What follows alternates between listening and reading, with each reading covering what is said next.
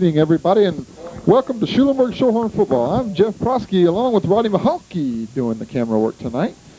We've got a few absentees that hadn't showed up for us, but Rodney's going to take the bull by the horns and literally speaking and try to get us a good game. We got the getting ready for the coin toss on this beautiful night for football in Yorktown, Texas.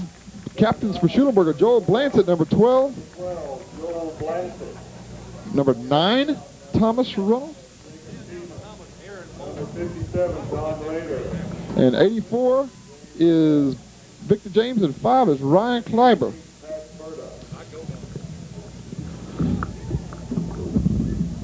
The skies are nice and clear, no chance of rain. Good 60 degrees probably out here, and it's just a beautiful, beautiful night. Schulenburg comes into the game with a 4-4 record, 3-0 in district, and Yorktown comes 1-2 and 1-7 overall. So Schulenburg wins this game and wraps up a playoff berth and first place in the district. Yorktown needs to win out and has to have some help from everybody else. So it's a must game for the Wildcats. You don't want to say it's a must game for the Horns, but it almost is. You don't want to go into the Weimar game next week needing to win that game to stay in the playoffs. The referee is. A correction, number 9 for Schulenburg is Thomas Runnell.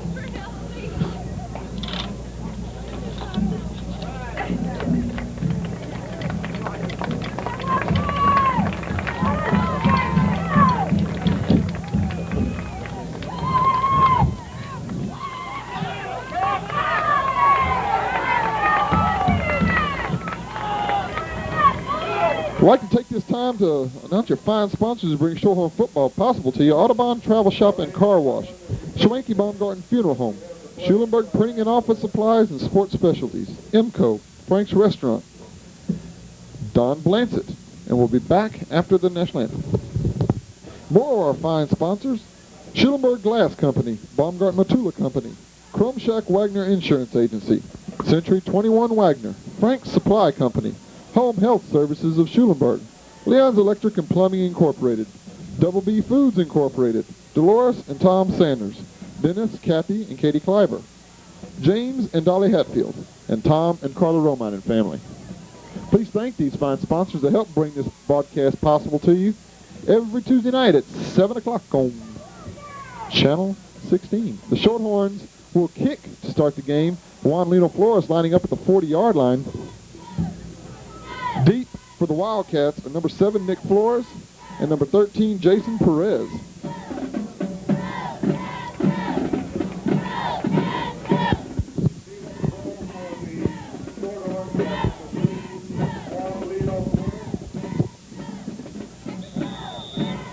And the referee blows the whistle, and we are about to be underway. 1, 2.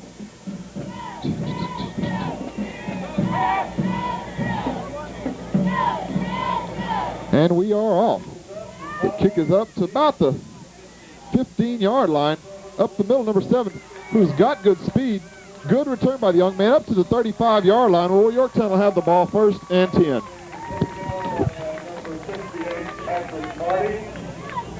Starting defensively for the Horns, linebackers are Patrick Marty and Ryan Kleiber. Nose guard and defensive guard Reuben Gilliam and James Jones. Tackles are Corey Romine and Jeremy Barta. Defensive ends, Kevin Minster and Kurt Kabanka.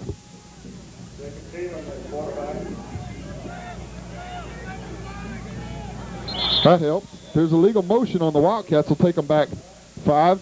The cornerbacks for Schulenburg are Clarence Irving and Blake Vachera, and your safety is Ryan Watipka. So it rounds out your defense for the Horns. It'll be first and 15 for the Wildcats. For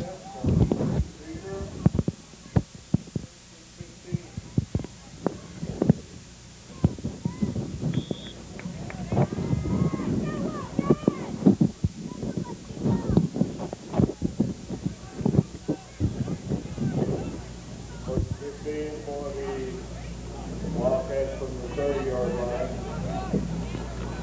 Pitch goes out. Gets about 3 yards, but a good job by the Schulenburg defense to hold that to a minimal gain. So it'll be 2nd and 12 now for the Wildcats, maybe 11, along 11 on the quick pitch.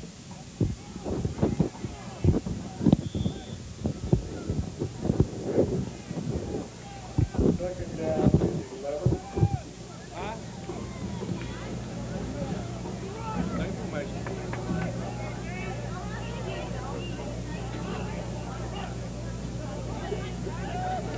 Pitch to the other side this time.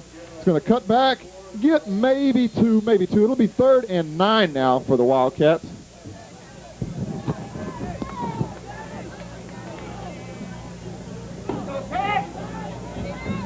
Picked up of a couple of yards. Number 7 is told to me to have some pretty good speed, and if he gets in the open, he's one that you might not catch. But it'll take that opening. It's almost 3rd and 10. Very short, over 9, so see if the Shorthorn defense is up to the task. He's going to get sacked. Almost sacked by 68. That's Patrick Marty on the blitz. And Yorktown will be forced to punt, supposedly. And they'll make it 4th down and 9 for the Wildcats.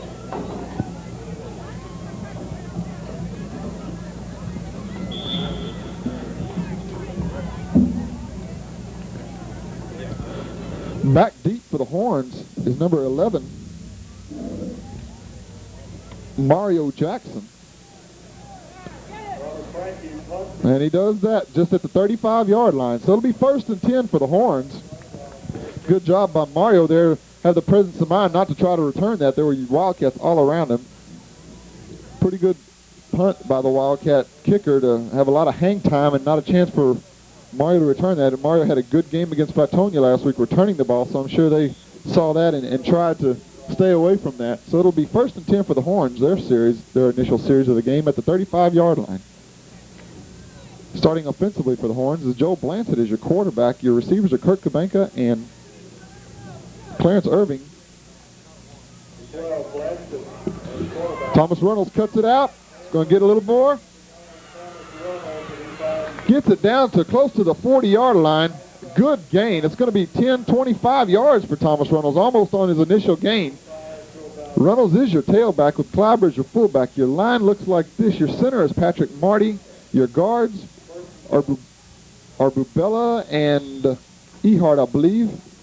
Your tackles are Davis and Stavenall. Tight end is Victor James.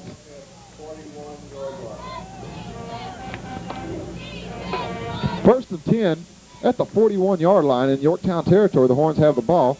Pitch to Reynolds again. Oh, he's going to have room again. Cuts it up almost to break it. He gets about 9 yards, maybe 8. We're going to say 2nd and short 2. Reynolds is having a pretty good opening start to the game, over 30 yards on his first 2 carries. Pick up 8 yards on that run. Make it 2nd down and 2. 2nd and 2 for the Horns. Mario Jackson also seeing some time at receiver.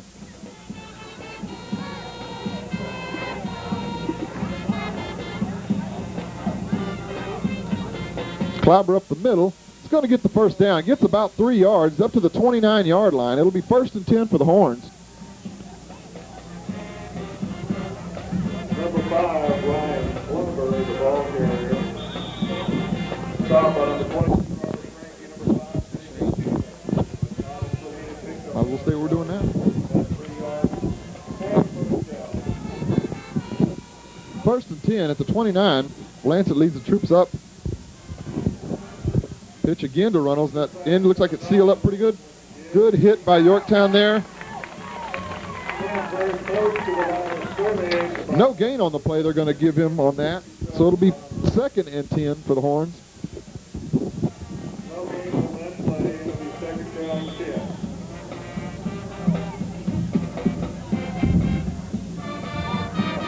Yeah, I got you. Clock running, 8 minutes left in the first quarter. No score. Shorthorns driving.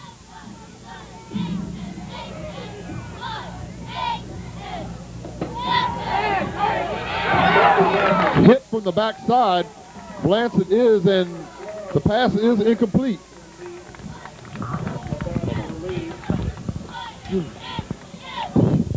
Jeremy decided not to come too. I don't know where he's at. Oh, really? He decided not to come. But he called this morning. I told him to get her out on the bus because I had to work in Victoria today. Oh, really? And I told him I'll bring you home, but you got to get your way out there. He said, okay. Never showed. He said after the pep rally he was still looking for a ride. Not gonna have sex, man. I'll go get him from Bradley. It'll be 3rd and 10 for the Horns. Shane, it's possibly a 4-down territory here. Let's see if he catches it, though. It's going to be, almost slips that for a touchdown. Down inside the 10 to about the 8-yard line, Mario Jackson. Nice grab by Mario. Bobbled a little bit, but was able to snag it up. Good pass by Blancett, just out of the reach of the defender. And on a key 3rd-down conversion, 3rd and 10, where Yorktown looked like they were getting a little momentum on defense. You bet. Nice little quick post there, and it's a kind of a timing route. Well, now, Shane, do you bang it in or do you throw again? I don't know. You know, they had a lot of success if you saw the first few plays. I mean, nobody touched Thomas too much. Right. Thomas cuts it up. He's probably going to score, and he does. Almost untouched. So the Shorthorns dent the scoreboard first, 6-0 with 7:16 left in the first quarter, with the extra point coming. Nice hole up the middle. Bubella and Marty on that left side right there. Big hole to drive through there. Definitely. Like, trap play looked like they caught the nose guard off guard, if you will. Off guard. 65 yards covered in 7 plays. Extra point attempt by number 3. Snap is down, and the kick is up by Juan Lino Flores, and it's off to the left. All right. I wonder if had a lineman come through there in the middle of the line. I don't know if that distracted him or not. He got under the ball a little bit instead of hitting it real square, but nonetheless, Schulenburg does take the lead, 6-0.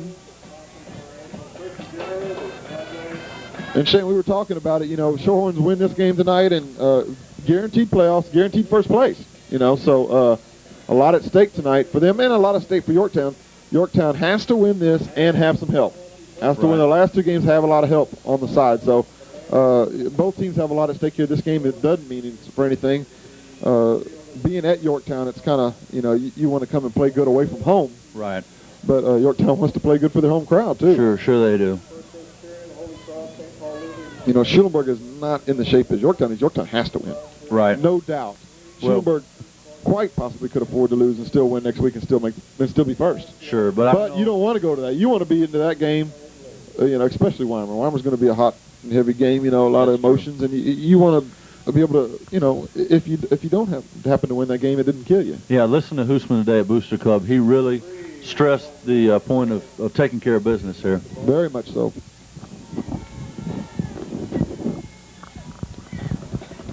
Juan Lino kicks a good kick again, down to about the 7-yard line. Oh, not a lot of room.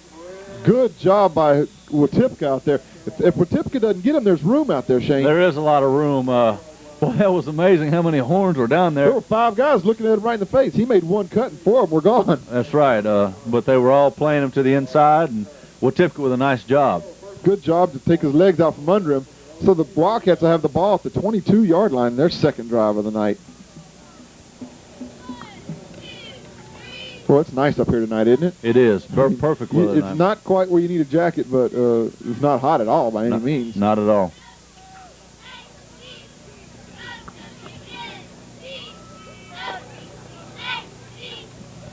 Going to have room there. Good job by their quarterback. He's a good athlete, Shane. There's no doubt about that. Looks like it. They just kind of run a double wing with 2 slots and 2 wideouts. They send the guy in motion to get you a little unbalanced on the blocking scheme and just a quarterback sweep. That's right. With the lead blockers, his back's leading in front of him. I don't recall that being the same type of formation, but I'll tell you where Shorthorn saw too much of that, and that was last year in the first round of the playoffs with East Bernard. Oh, much so. Much so. Blunston boy was running like there was no tomorrow. 1st and 10 for the Wildcats at their own 42-yard line. Not anything there. No gain on that play there. Somebody had some penetration there. Gilliam, Marty, and Kleiber, I believe, there too. Was that Jones? 51? Jones also, yes, it was. Host of horns there, and they closed quickly. A host of horns. That's a good football phrase, I think isn't that might be a restaurant. Host of Horns. it? Host of Horns. Taste of Texas, Host of Horns. 2nd and 10 for the Wildcats. And watch that sweep to that side, possibly. It is. He's going to get outside, and he's going to have room. Oh, man was open. I'll tell you, it's identical, Jeff, to what East Bernard does. I remember Hoosman last year talking about playing East Bernard, and he said they had a very athletic quarterback. I'm not sure this kid, number 5. I don't know if he's quite that caliber, but he's probably one of their best athletes, the way he looks anyway. But he takes off, and he has the option to run or pass, and he puts those ends. I tell you, those ends, that's an island out there because you want to come up, but you got to worry about containment on the receiver back there. You got to worry about him too. Exactly. But I think that you're going to see that all night. I don't think he's going to be able to sit in the pocket. I think they know that by the Russians. But he does come, and he is open, and he drops it. Oh, Lord of mercy, Shane, was he open? Well, that looked like the Horns earlier in the season. Yeah, it did. You know, he almost had too much time to catch that ball. That ball started fluttering right at the end. It did. He kind of maybe put a little bit too much air into it, thinking, you know, I gotta throw it a little further. But nonetheless, it's going to be 4th down again for the Wildcats. Boy, you know, Hoosman's going to be harping on that one a little bit there. Oh yeah, I'm not sure that was. I got a feeling that was Clarence's job. I don't know if they ran a stop and go. But when he drops back straight, you know, you learn to get back. Right. Almost get to that, but it's going to go out of bounds. Nonetheless, a good job, good pressure by the Horns to make that kick go off. If that thing would have went straight, that might have been blocked. Shane. Definitely, and he gets to that ball actually bounced before it got to him. The snap didn't get back to him, so that was fair game. Yeah, there. we could have probably tackled him before we blocked the punt, but. Well, it'll be 1st and 10 for the Horns again at the 40-yard line, starting off with fairly good field position again. Looks like the field's a little damp, isn't it, Jeff? I think there's some dew on it, a pretty good film of dew. There was a good trail right in the middle. They had parents' night before the game. You can tell where all the parents were walking. You can still see it kind of right there. It's kind of light. Kind of dark where the dew is missing. There's a hole again. Oh Lord, look at those moves. I'll tell you, Thomas almost faked out the ref. He almost had to run over him. Number 13, whoever he is for Yorktown, he had a hard time there. He grabbed a little bit of air. Right. Good job by the line of opening that hole and giving Thomas, because once Thomas, you know, he's a dangerous runner already, but boy, if he gets to the linebackers in the secondary with a full head of steam, he's even tougher to bring down. Much so. 11 yards on that carry. Thomas is over 50 yards already in the first quarter with 5:17 left. Right. So if he keeps this up at this pace, he's going to be in store one heck of a night. Well, I don't know if he has the money to buy him a steak dinner, but he might think about it. I agree with that. Here we go. He's going to have some room again. Look at here again. Pretty good job by the Yorktown defense there, though, to catch him. If you want to use that. Right. You know, traditionally Yorktown has sported a team that has greater size and maybe not all that much speed. Tonight it looks as if the plays that we try to go wide on, just here early on, plays we try to go wide on maybe are not our bread and butter. Our bread and butter is spread up the middle. The first 2 plays we did get a lot of yards wide, though. Thomas got 25 yards on the first play and about another 8 or 9 on the second. So there was 35 to 40 yards on the first 2 plays on sweeps and off tackle. So I think Houston's going to mix it up a whole lot. Bounces it out, though. Has a lot of room. He might break it. Good move. He put a move on that fella, didn't he? 15 learned a little lesson. He made one little dip inside, froze him, and cut it back out, and it was over. That's tough. That's tough. Tough job when you got a kid like Thomas with so much speed. You want to make him cut it back because you know you got help. Right. But you're trying to use that sideline, and you're thinking, well, I can stick with him. But all right, but Thomas will fool you. Thomas is very deceptive. He's not real tall. He's not real long-legged, but he's got some speed. He does have some speed. Shorthorns line up for the extra point. Snap back. Whoa. Good job by Tavion Williams to bring that one down. That was above his head. I didn't see it. It snapped above his head, brought it down, and in time for Juan Lino Flores' kick. So that brings our score with 4:18 left in the first quarter. Schulenburg 13, Yorktown nothing.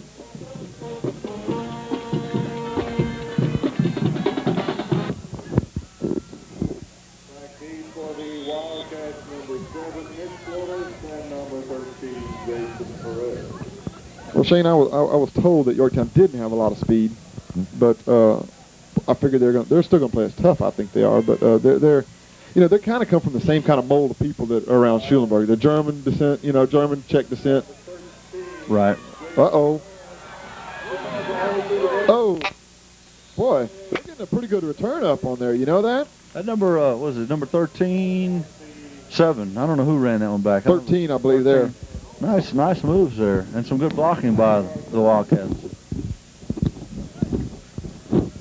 Well, Jeff, I have a hard time when I come back to this field not remembering the time and 1980, I believe it was 6 when the lights went out for about 45 minutes. Yeah. Rough night for the Horns. Yeah, they lost that game that night, didn't they? Yeah. Ended up beating them in the playoffs, so didn't we come back and beat them or something? No, didn't have an opportunity in the playoffs. That's right. That's the last time we didn't make the playoffs, wasn't it? That's exactly right. Oh, Lord. What a rush by the Horn defense there. Look at the whole defensive lines in the backfield, Shane. Yeah, it was a messy. Looked like he ran into his own player there. It looked as if Yorktown was a little mix-up in the backfield. But the Horns, like you said, are coming off the ball. Oh, they are. 4 yards the loss. It'll be 2nd and 14 for the Wildcats. I look for a little sweep action here. Yeah. Something outside the tackles anyway, I think. Maybe that's... There he goes. Boom! Clyber puts a lick on that young man. Gets about 3 yards on the carry, though. It'll be 3rd and 11 for the Wildcats. Clyber came up and met him pretty strong. Number 5's not a little man for Yorktown. I believe he's 170 pounds. So that's not too small for a quarterback, you know. No.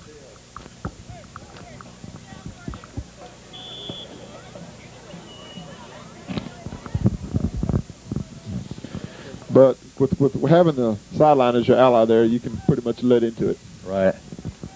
You can sell out if you want to say that. Right. 3rd and 11 for the Wildcats, a seemingly passing situation again. Oh, what a rush by Ruben. Still live. That's still live. Get the ball.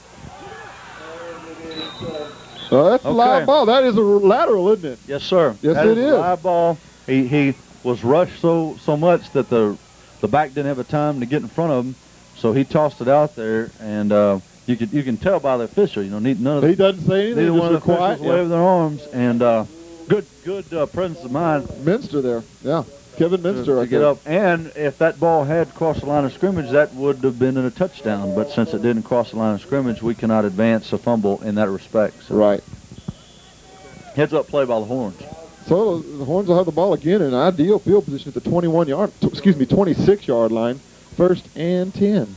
Well, Shane, if it gets up to 20-21 to nothing in the first quarter, it's going to be a tough night for the Wildcats to come back. But they do have a good passing game, it looks like. He was open over here. In theory. Not this time. He's going to get back to the line of scrimmage, and that's about it. Number 12 does a good job of disrupting the play from the end. Well, Shane, this team from Yorktown is basically the JV from last year. Their varsity team had a little trouble last year. It was 60-0 against the Horns, and I was told that they kept their JV together. Right. They had some boys that probably should have been varsity players playing on JV last year, and I think it was at like 21-20 a game they beat Schulenburg. It was a real close JV game. Right. And basically this is their JV. Right. I think I saw 9 players that had any varsity experience out of all these. Really? Yeah. He is open. Oh, and he just drops it. Looking for a little bit of maybe running after the ball maybe there. But Mario drops the ball. It'll be 3rd and 10, we'll say, along 9. He had a little while to think about it, but he was open. He's got to make the mistakes so he can learn. That's right. Mario's going to be a good one. Don't worry about that. You bet. He already is. I don't want to say going to be. For the Shorthorns, from about the... Oh, he's open. Oh, Lord. He was wide open, though, the receiver out there. Banjo's going to score anyway.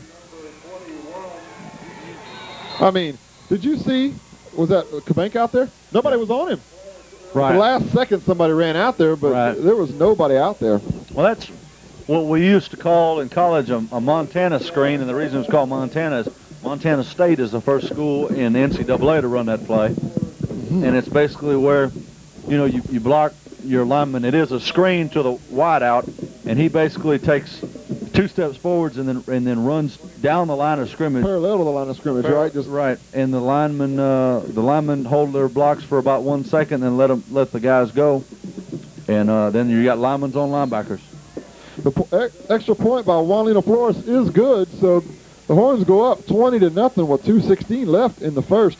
Score Schulenburg 20, Yorktown 0. I mean, what do you say to Yorktown, you know? How do you tell your kids, hey, let's get our heads up. It's 20-0, and it's still the first quarter. Well, I was hoping we wouldn't have another game like Platoni, Jeff, because you start feeling sorry for the other Well, team. we don't need this. We don't need it either. We need a good game. We need a testing game. Well, next week we'll get that. Don't worry about that, I'm sure. Yeah, it doesn't matter if Weimer doesn't have anything. They're going to play us tough. Yeah. A lot of emotion. No matter what happens tonight. That's right. So, but this is good. The Horns need to come out and establish themselves, play with confidence, and like Coach Huseman said, don't make mistakes. They've got to just concentrate. And so far tonight, we've seen very few breakdowns. Very few. We hope we can see this next week. And the following week. To send us into to the playoffs. Play. Exactly.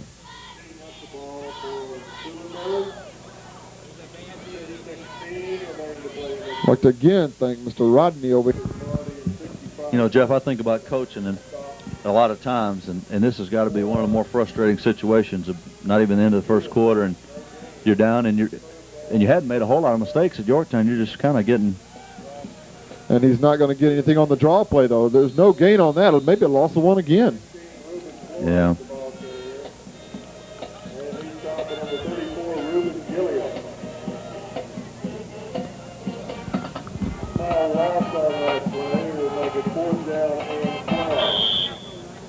Fourth down in a punting situation, seemingly, for the Wildcats.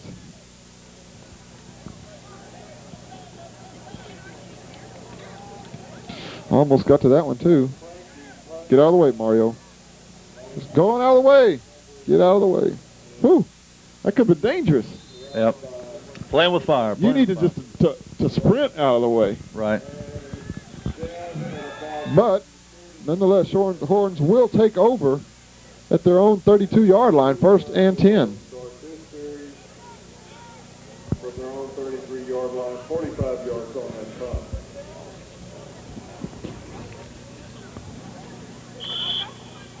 Seconds remaining in the first quarter.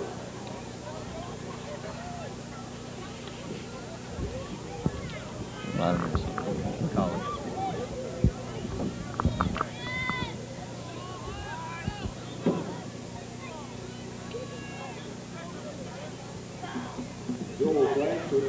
Pitch out to this side of Kleiber on the quick pitch. Ooh. Boy, he punished that number 5, didn't he? He ran over him.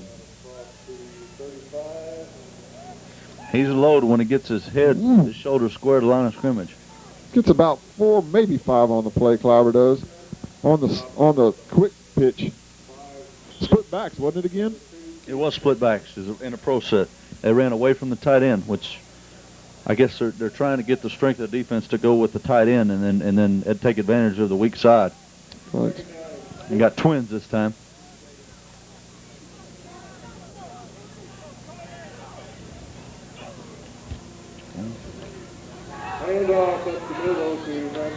Reynolds gets close to the first down.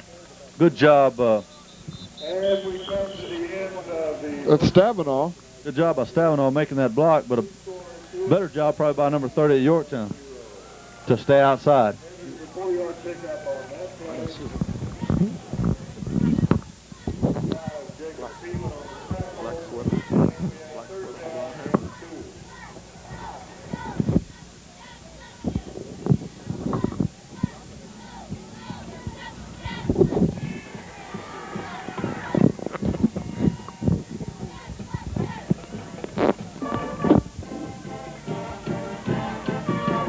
Okay. 3rd and about 2 for the Horns, Shane. Up the middle to Kleiber. He's going to get the first down.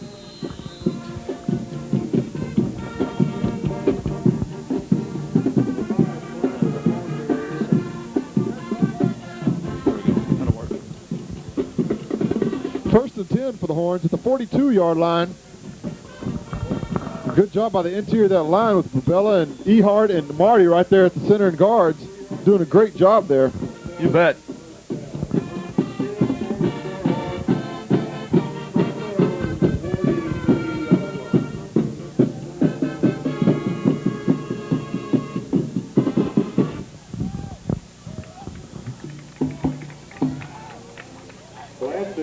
Pitch to Reynolds. There's going to be room out there again.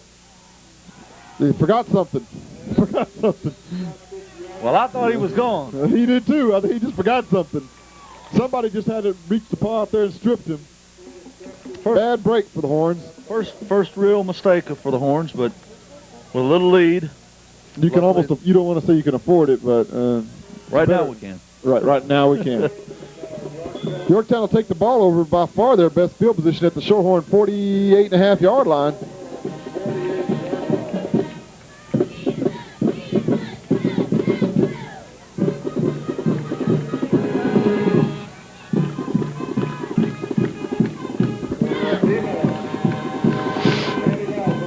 Well, he slipped right by Marty. Marty almost had him in the backfield. Made just enough move for Marty to miss him. It's going to gain. And a fumble on the carry, but they say he was down. Okay, it's going to be a gain of 3, so we'll say 2nd and 7. Got to be a positive for Yorktown. I think this is the first drive, the first of 3 drives recently that they've gotten positive yards. Yeah. Well, the first drive, they were 3 and out. When we kicked off to them, they were 3 and out, and we drove the length of the field. But dropping back to pass. Just out of the reach of the receiver. Good rush by Ruben in there also to put the pressure. The quarterback didn't have time to sit back there and wait on that one. Ruben had his hands up and was rushing, so you can't ask for more from your lineman there. It'll be 3rd and 7 now for the Wildcats. You know, this district of ours, I hope it doesn't. Actually, I think it's going to be great for the Horns because we came into the season as not a very emotional team. Right. I hate to say it, we play with emotion because emotion can go high and low, but more of an enthusiasm. Right. Dropping back again. Screen. Oh, almost picked off by Marty. Boy, he read that one, didn't he? He read it like a book, boy. Good job by the Horn defenders to sniff that out, Marty in particular. They, what I was going into about the district, though, it's been good for us because I think it's gained us some confidence. Right. And whereas, as of course, before we started district, we had some tough games and tough losses. You know, but the good thing about that is Schulenburg, they hung in there. They played every game still tough, you know? Definitely. Okay, we're going to return on this one.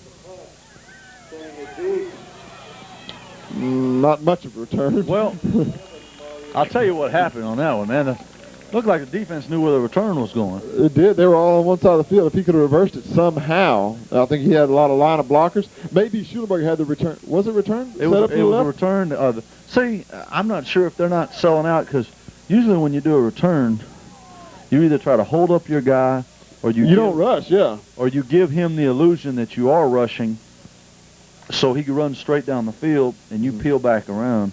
And it looked to me like the Horns kind of did half and half. Did a halfer job. Right. Not saying that they're tired or anything, just 13-yard line. Well, the Horns will have it anyway. 1st and 10 at the 13. At their own 13, by far their worst field position. But Reynolds has room up the middle. I think he'd have cut that one in. He had just a few more yards there. He gets no gain on that play. Thomas, he impresses me a lot with his vision. I remember a lot of the great backs in the NFL used to talk of not making a move on the first person. You make a move on the actual second person, right? And your instincts will take care of the first one. Mm-hmm. And I see him doing that sometimes. He sets up people 10 yards away. 2nd and 10, we're going to say for the Horns. And just outside of Mario. So it'll be 3rd and 10 now for the Horns. Number 2 does a good job, cornerback for Yorktown. He does, Mario with him. Mario needs to go outside. But number 2 almost makes him go to the inside. And, of course, Blanchett doesn't know that Mario's going to go to the inside. It's designed for an outside, over the outside shoulder catch. Almost impossible to intercept. Yes. See number 2, how he's playing outside of Kubenka. Blanchard once again dropping back to play. Oh, good catch by Kubenka. He cuts back, almost breaks that for a big one. Oh, I thought he was gone, but 15 had a heck of an angle on it. He did. And plus he had the sidelines. Right. So he made Kubenka make a move. Right. And just enough slow down for the pursuit to catch him from behind. Most impressive, and I wish we had instant replay so I could be like Madden and draw a big goofy hand up there. But he went out and grabbed that ball. It really could have been an interception. It could have gone either way. Sure. And the defensive back, just one of those situations where he wanted it more and knew what to do with it. You know, Shane, if there's any one part of our team that's probably improved the most, it's got to be receivers. Right. I mean, the first few games we kind of looked, our timing was off, everything was like, but boy, in the past few games they have really looked sharp. And I'll tell you that. Okay. That ball might be a little slick out there, Shane, you know? Something's going on. I tell you what, we better quit talking about how good we look. But Thomas has got a really, that's a really a no-no what he did there trying to pick it up. Fall on it. Yeah, fall on it, take your 1 or 2 yard loss. It is first down. If it's 4th down, I can understand picking it up. But or trying to get something, sure. Yeah, got to fall on that one. It's going to be 2nd and 12 now for the Horns at the 39.5-yard line.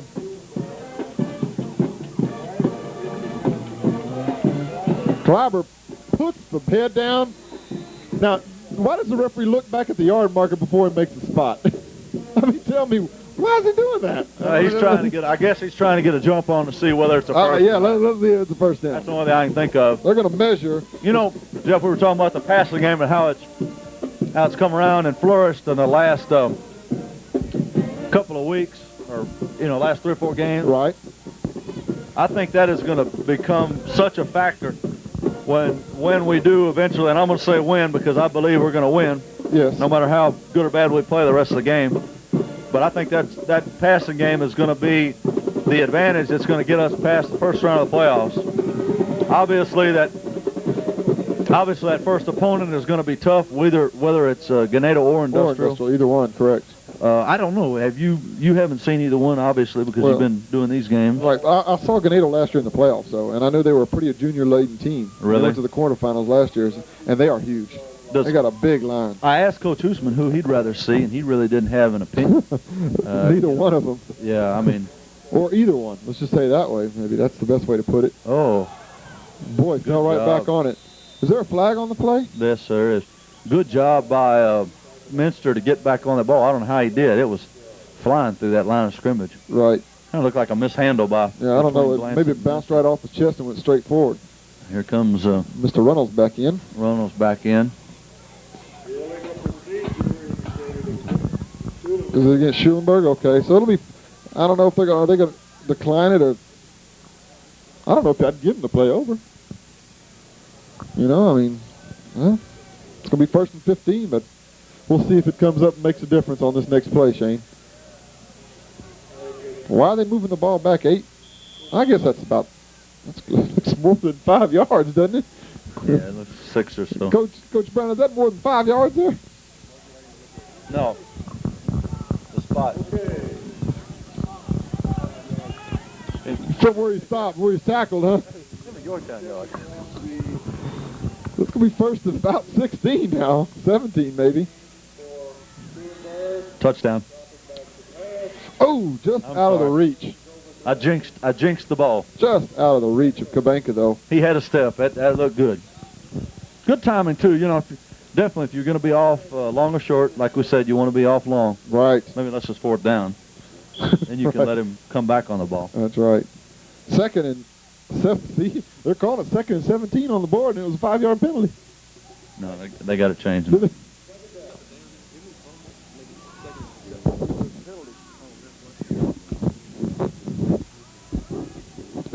So it's going to be 2nd and a long 15. Banjo's going to Oh, my gosh. Did he catch it? No, he trapped it. Oh. They gave him that. Terrible call, yeah. He didn't know he had it. He didn't have it. I mean, it was in his arms, but you could tell when he moved his arms down, it fell and hit the ground. Yeah. Here again, I wish I was Madden with the instant replay. See the ball on the ground. Yeah, see the do, touch the ball. Oh, well. Well, why don't they just pick up the ball? They'll field it on it. Are we going to start ref bashing again? Well, they're at least they're a little more fit tonight, right? We can't pick on that. No, we're not gonna get on. We're not gonna go there. Yeah, they're trying to do the best job that they can. And I'm glad I'm up here and not down there. That's right, exactly. I don't think you could pay me enough. No. Well, maybe. Maybe football, but Oh, he's open. good job. Good job by Clifford out there. There's a fumble on that play. Did they call it? I guess they're saying the ground caused the fumble. He looked down. Nice job by Clifford. He may have given him too much. Let me tell you, that kid is not a young, little man, number 12. He's 175 pounds, tight end, and Clifford, he gave up a few pounds there, I believe. Clifford shows going. 130, and He's just a buck and 30 cents. And I don't know if he's that big. Yeah. Well, he does a nice job of coming up and laying the wood, even though he laid it to his knees. Hey, you got to get him down. You don't want to hit that big man up high. Yeah. Whatever you can do. Illegal substitution. Yep, that's what we're going to have. How does that work, Shane? Explain that call to me. What does that work? What happens is the linebackers, of course, and with Schulenburg, the only people that rotate, I believe, if it's the same exact defense that we played, now of course I didn't play D-line, but only the guard and the nose switch. So Okay. Reuben and who else is in there? James Jones. And James Jones. They're the only ones that have a pick a side for strength. You see everybody else goes to the right or left. Those two wait to see the call. And the linebackers have to call the strength. So they have to know who comes out. Right. We'll pick it up after the play. Go ahead. 1st and 15. Almost intercepted by Kabanka there. That looked like a jailbreak. Boy, it did. But anyway, a linebacker's got to call a strength, of course, Right. to get his men lined up properly. And what teams are notorious for doing before this rule is they have 11 guys out there, Okay. and they'd send in a different 12 maybe, package. huh? Yeah, they'd send in a different package. Like a while ago, Yorktown was running 2 wing backs and 2 wide receivers, 2 Right. slot backs, what we call double wing, and then they might put 2 tight ends in with 1 receiver. Well, the 2 tight ends go in, they call the play, and then when they break it, the people that run out while the team is lining up, and it puts the defense at a disadvantage. I got you now. Okay. Sorry to be so long-winded. No, but a very good explanation. It's going to be hit from behind by who is that? Kabank? No, who is that? Minster. You're right. Correct. Speed. A big loss on the play there. What eyes you got, Shane? What eyes you got? Eating them carrots. I guess so. Down to the 20-yard line, a loss of about close to 15 yards on the play. Yorktown didn't watch it here, Shane. They might be looking at negative yards for the first half. Yes. Other than the quarterback's big run, they don't have a lot to talk about, you know? I don't know if they have another first down. Do they have more than one? Just one first I down, think they maybe. have just one. That's true. 2 first downs. Okay. 2 first down. The pass reception for 11 yards. But it's 3rd and pretty good ways. Marty, oh, God. Boy, Marty. Oh, fumble. Marty came out of nowhere and ran him down. Marty looked like the man with more speed in the back. Shot out of a cannon. Minster does a nice job of cleaning it up. Kid fumbles, but he was already down. Loss of 5 on the play. Well, how do you like these apples here? It's 4th and 35, 33. And we got Victor No, James 20. handling the punt this time. Well, maybe they're talking to Mario a little bit about getting away from that ball because it almost clipped his toe. that's Or true. it could be that they want Victor to just get some work. Oh, Uh-oh. Get out of the way. Just get out of the way. Schulenburg is going to come up with real good field position at the 34-yard line of Yorktown. Well, we got to stop shooting ourselves in the foot here, Shane. We got to put together a drive. The last 2 drives ended up in fumbles. You know, Jeff, I spoke of that team in 1986, and I'll tell you the truth. These 2 teams, of course, our offense is having their way, but that was a game in which we lost 27-0, and all 4 scores were either made or set up by our punt team. And I'll tell you, of all the opponents I've seen this year, I think Yorktown, and I'm not trying to knock them, but they might have the most pathetic Special punt teams. team. Well, Punt their kickoff kickoff return team is good. Nice job. Well, And, you know, I'm not knocking the players or the coaches. It's just a fact.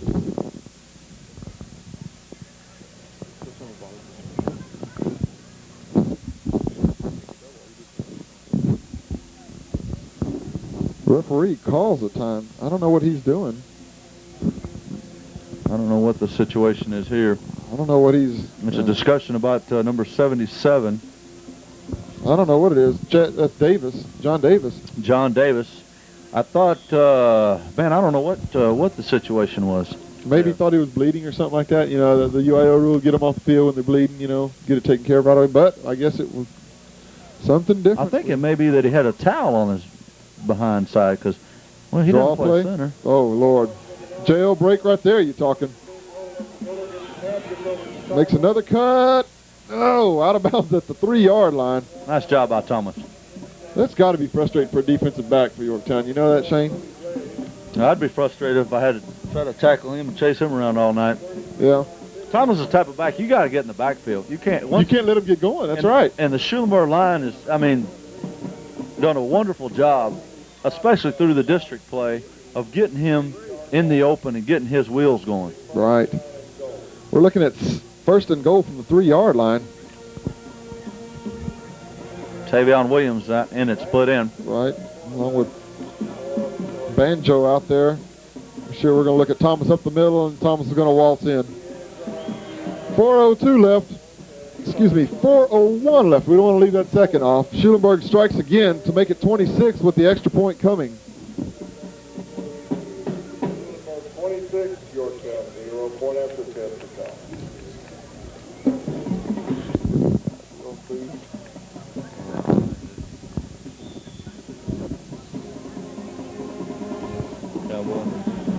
Juan Lino Flores in to attempt the extra point. Snap is down and good, and the kick is right through the middle. That looks good there. That's how you want your kicks to look. I mean, solid. He kicks them almost back to the track. Back there, Shane, Coach Brown told me he kicked a 55-yarder this week in practice. In warm-ups, he kicked a 51-yarder. Well, I'll tell you what, if he's not a viable weapon in the playoffs, oh, God. he could definitely be the difference. He could be. You hope it don't ever come down to that, but it's nice to know you got that on your side. Exactly.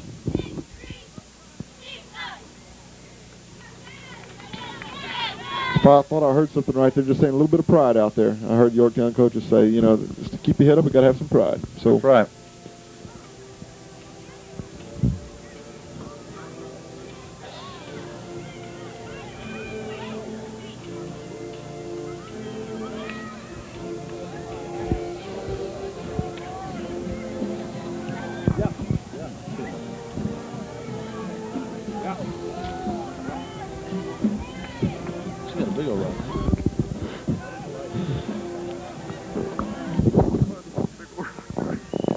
Let everybody else know fish she's taking.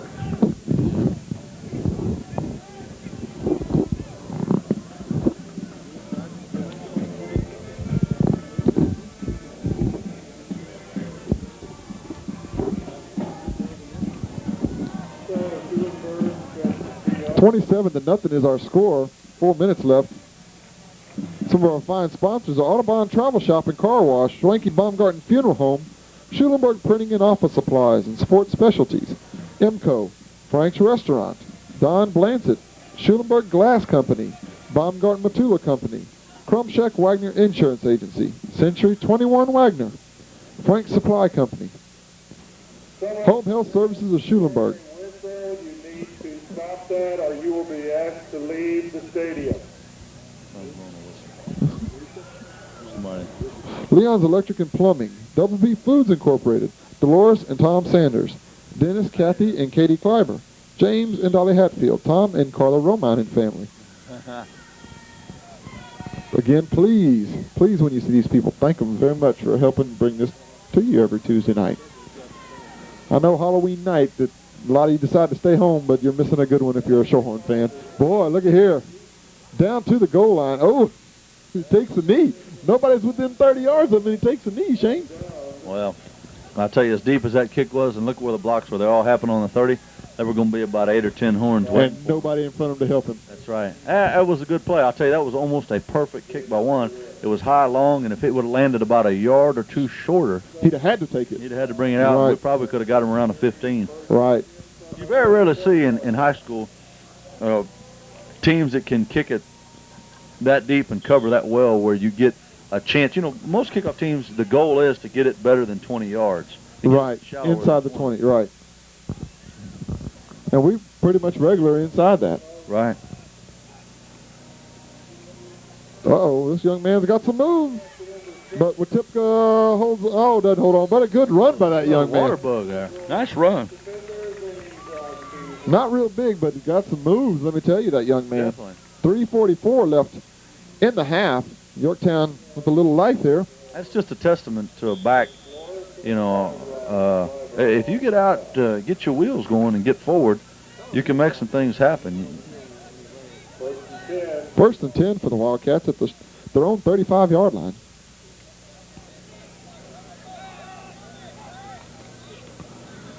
No gain on that play. Good job by, that's Barta and Clyburn there on that one, and also James Jones in there. Jones on the bottom of the Those pile. three young men combined for a good stop there, and it'll be 2nd and 10.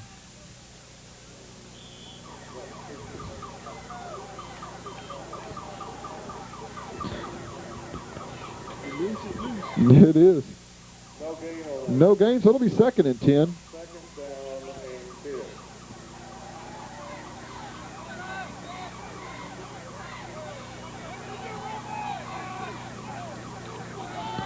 Quarterback draw. Whoa. Watipka comes up. Caught Schulenburg in a stunt, I believe, Shane.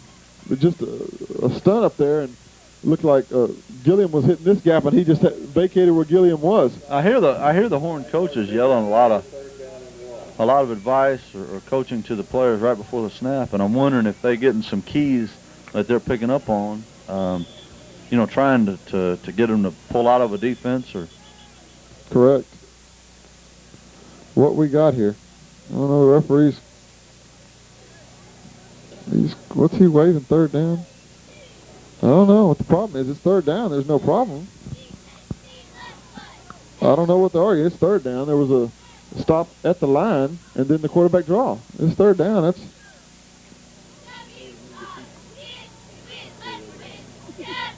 I don't know what the discussion's about. Well, we get to run some more clock off. That'll help. Down to about 2 minutes. If you're Schulenburg, you know, you don't want them to score definitely before half here. We'd gotten in a bad habit earlier this year of letting that happen. Right. Momentum is big at halftime.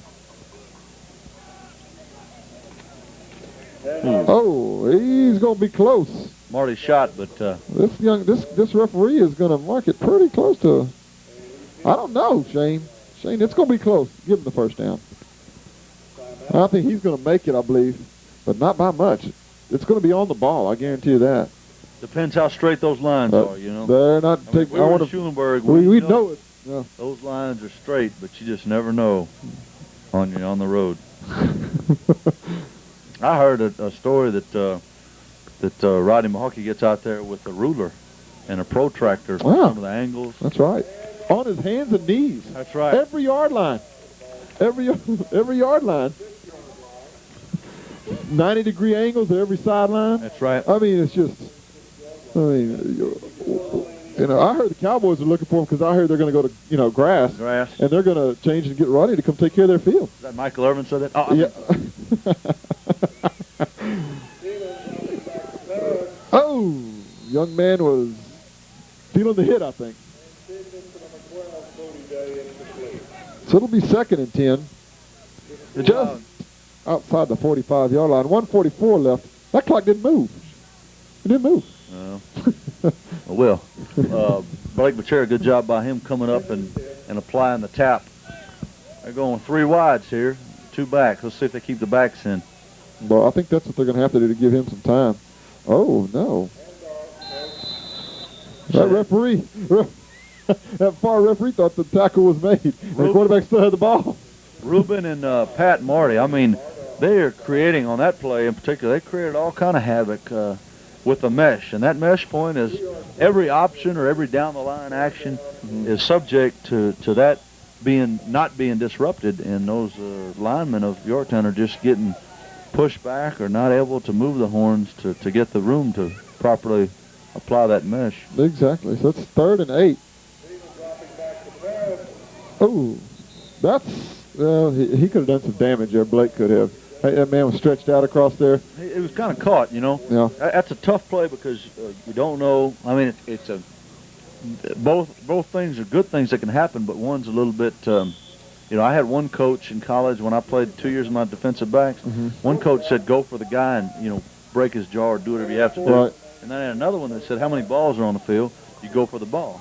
And That's right. Could have gone for the ball there, and he could have knocked the guy out, and he kind of got caught in between. Nobody back for the Horns. Let's see if that ball makes it to the end. No, it won't. Good job, but Real good job. down to the 5-yard line, 52 seconds left in the half. What do you do for Schulenburg? You just keep it on the ground and get this thing over with, don't you? Well, I'll tell you, I see Houston running about 2 running plays, and if he busts... Got a lot of Yorktown kids hanging their head. They're tired. A lot of tired young men chasing horns around here. You know that? Oh, yeah. If you break here, if you break a 10 or 15-yard run once, Houston might open it up a little bit, but he'll probably just run.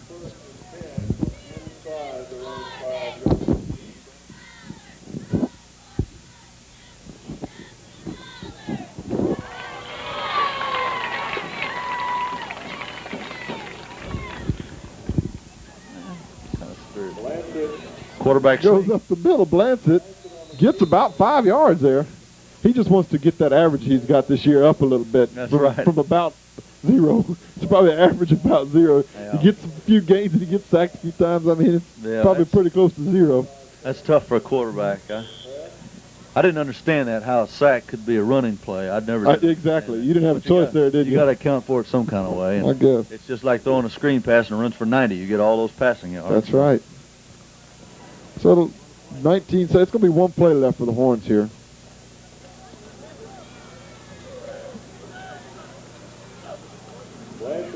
He's going to throw it, put it to Thomas.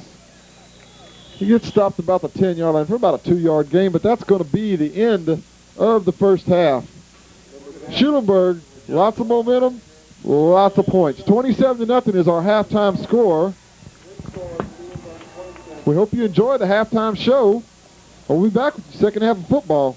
You're watching Shorthorn Football on Channel 16.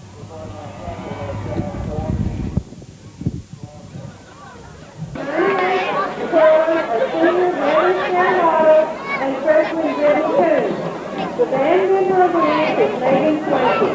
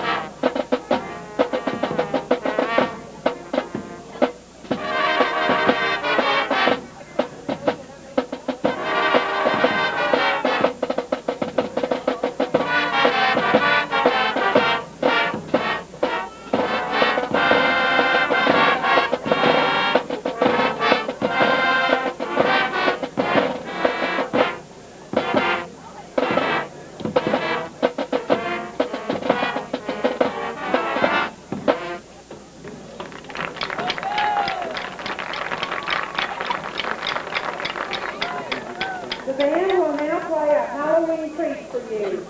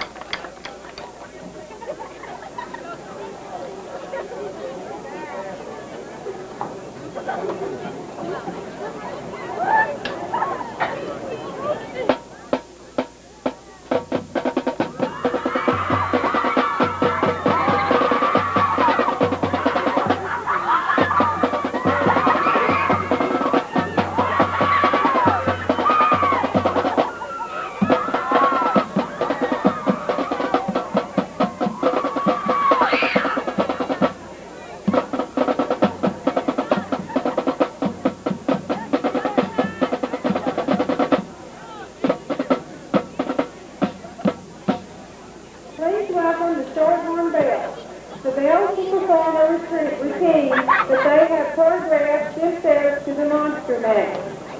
The bells are under the field direction of Senior Captain Megan Dock, Junior First Lieutenant Casey Wagner, Sophomore Second Lieutenant Dana D. Members of the bells include Sophomore Katie Brown, Melissa Molenberg, Tanisha Williams, and freshman Susie Speed.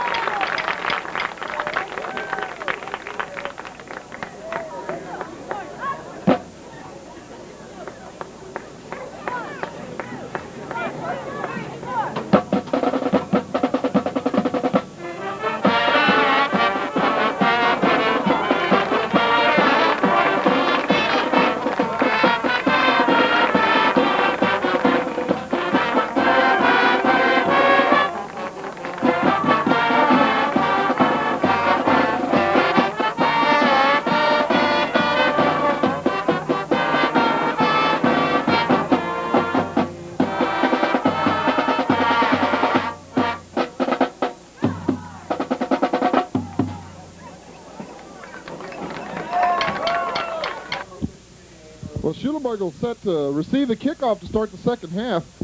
Something we haven't seen is the kickoff return team. Thomas Reynolds is deep. Clarence Irving and Kevin Minster. It'll be Minster receiving it. Moves a pretty good return up to about the 33-yard line. First half stats for Schulenburg. Reynolds had 15 carries, 141 yards, Shane, in the first half. 3 touchdowns. Cliver 4 for 24 and Blancett 1 for 6. Passing, Blancett is 3 of 8 for 98 yards and 1 interception. Receiving, Kubenka 1 for 50, Irving 1 for 26 and a TD, and Jackson 1 for 22. For Yorktown, Nick Flores 8 for 23 and Jacob Tiemann 6 for 7. Passing, Tiemann's 1 of 9 for 10 yards. So we're looking at 40 yards of total offense for Yorktown, and Schulenburg can't even figure it out yet. Oh. Well, no gain on that play. They sold out on that one, Shane. definitely did. I guess they're going to key on the run and make the Horns pass. Of 269 total yards of offense for the Horns. Not a bad first half. No, not at all.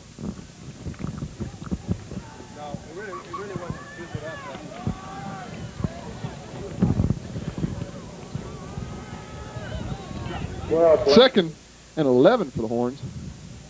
Pitch to Reynolds there. Cliver cuts, good block by Cliver.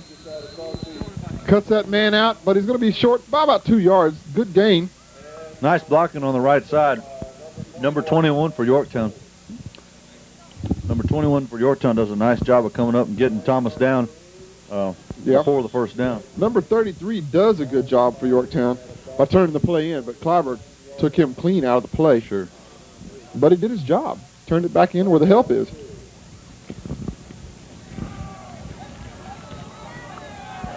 Third and 2 for the Horns.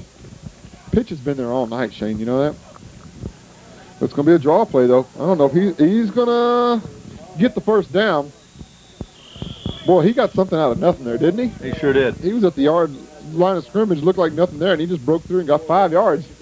I was wondering if he was kind of, it didn't look like he was really going with the lines blocking, but you know, we can't put ourselves in his helmet, and Right. as well, the lineman in a draw play, it's a freelance play. He goes where he feels he can get the most yards. Well, you don't argue too much when he gains 5 yards in the first down, so he's doing something right. Your line's doing something right, he's doing something right. It'll be 1st and 10. Put on 46-yard line. Same set. You got Marty at your centers, Bubella and Ehart at your guards, Davis and Stavanaugh at your tackles. Pitch again. A lot of room. Oh, just on the way to pull away from that one. That's one of the fingernail pullers. Boy, That's you ever do right. that, Jeff? Yeah. Just Grab that jersey. And you almost don't have a choice to let go or not. Yeah, I mean, you want to sink in, because if you let go, you're afraid one of those fingernails are going to hang in that jersey, and it'll be gone. It'll go down to the goal line with it. But Victor James is your tight end again. Your receivers are switching in between Mario Jackson, Kubenka, and Banjo. Why do I have a hard time with that? Well, once you put it in your mind that way. You know. I want to say his name, but then Banjo just keeps coming up.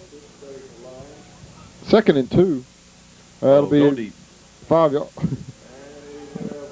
It's going to be a penalty against the Wildcats, which I'm sure Hoosman will take. It'll give him 5 yards and a first down.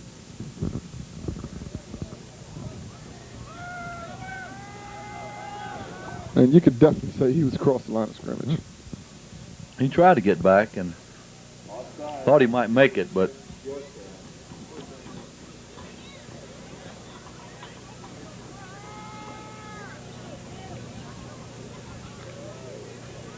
First and 10 for the Horns. It'll be up to the 42-yard line in Yorktown territory. 9:13 left in the third quarter. Shores driving. He gave him a yard extra. Maybe that's the yard they gave him a while ago. yeah, That's what it is. that's a Yorktown spot. I guess them 6 yards instead of 5 yards they believe in. But that's, I guess they're just making it. Maytars. Oh, okay. Maters? Okay. 100 Maters? 100 Maytars. Okay. That's an English accent for those of you at home that don't think I do a very good job of it. Oh, good cut by Cliver there. And boy, is he open. Ah.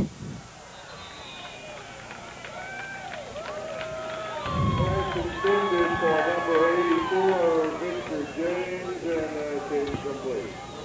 Incomplete by the Horns. It'll be 2nd and 10 at the 41-yard line. Jeff, it's the 9th week of the season. That's right. We can't have that. No, but nobody feels worse down there than Victor. You know that. Right. You know, so he's not doing it on purpose. It's just, it happens. So he's got to put this past him and just go on. He's going to get his chance again. They're not going to quit going to him. We made a nice grab for a touchdown in Flatonia. Very much. Yeah. Victor's a good receiver. Boy, that was close to John Davis being off. Boy. Look at him turn that on. Whoa. He turned it on about the 20. Hit a guy about the 5. Outran a guy at the 10. Hit a guy at the 5. Took him in the end zone with him. Boy. How many yards is that right there? 42 yards? Something like that. He's going to be pushing 200 yards already right now. You bet. What a night. It's just 3.5 minutes left only into the third quarter. Well, you better watch her. He might not see any more action tonight. Which would be fine. Let's rest him for one. Yeah, we don't need to get a freak accident or something hurt. One's kick is up through the middle, and it's good. 34-0 is your new score. 8:30 left in the third quarter. We'll be back in a moment with the rest of your third quarter. You're watching Shorthorn Football on Channel 16. Lino Flores tees it up and booms it. Oh, again. Down to about there's the one you're talking about a while ago. Down to about the 2. We can get it before the 20. Not too much more than 20. 21. That's perfect, Jeff. That is the way you draw it up. Boy, what a job by Lino Flores. Down to the 2-yard line. You know, pretty good hang time on it. At the 21-yard line, You give those kickoff guys enough time to shed those blocks. The worst thing is a guy that kicks it short and a line drive about the 10-yard line. Right. That returner gets ahead of steam. And you got blockers that's still in front of him. Blockers are on you, and he's coming. And, boy, it's nice when you can get rid of those blockers before he gets there. Jacob Tiemann in at quarterback. Quick pitch again out there. Boom. About 2 yards on that. Schulenburg line. 2nd and we'll say 8. Second down, number 5, Ryan Schreiber, and number 51, James Jones. 2-yard pickup will make it second down and 8.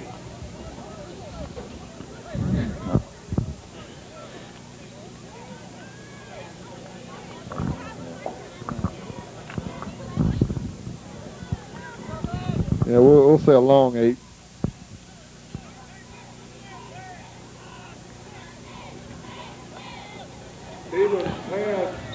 He's having a hard time with that pattern, Shane. He's throwing off his back foot, leaning back. Right. You know, and that's a hard way to complete that pass. He's throwing the ball 30 yards in the air, 15 or 20 or 30 yards in the air. I wonder off his back foot. I wonder if he had a couple picked off this year and run back, because he sure is. You know, he is not going to throw it behind the guy, which is a no-no.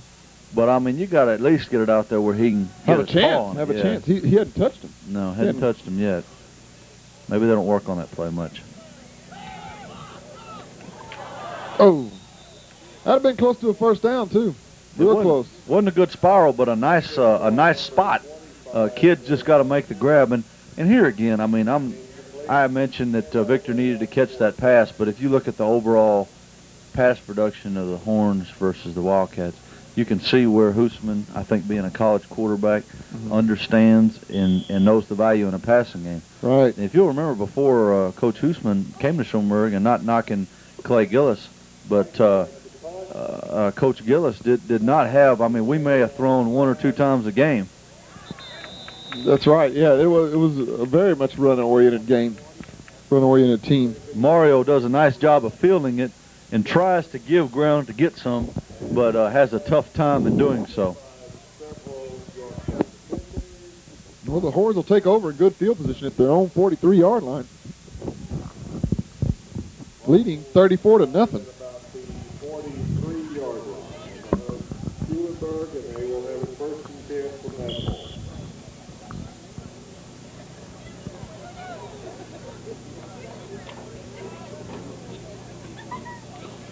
Kevin Minster in the backfield now. Okay. Kevin wants to see some second half action. Gets the draw play, cuts it out. Gets about 12 yards on that, maybe 13. A good hold by the right side of the offensive line. That's John Davis. John Davis and Babella out there did a great job out there to open that hole. Definitely. I tell you, it looked like that was supposed to go off guard tackle. And I don't know if a linebacker for Yorktown thought it was going inside and tried to read it faster than Minster cut up in there. And Minster bounces it out for a nice, 12, 15-yard gain? Yeah, it's going to be close to 12 or 13 yards, so nobody hit him for 10 yards, Shane. No, he turned on the jets once he got going. This has got good speed. There's no doubt about that.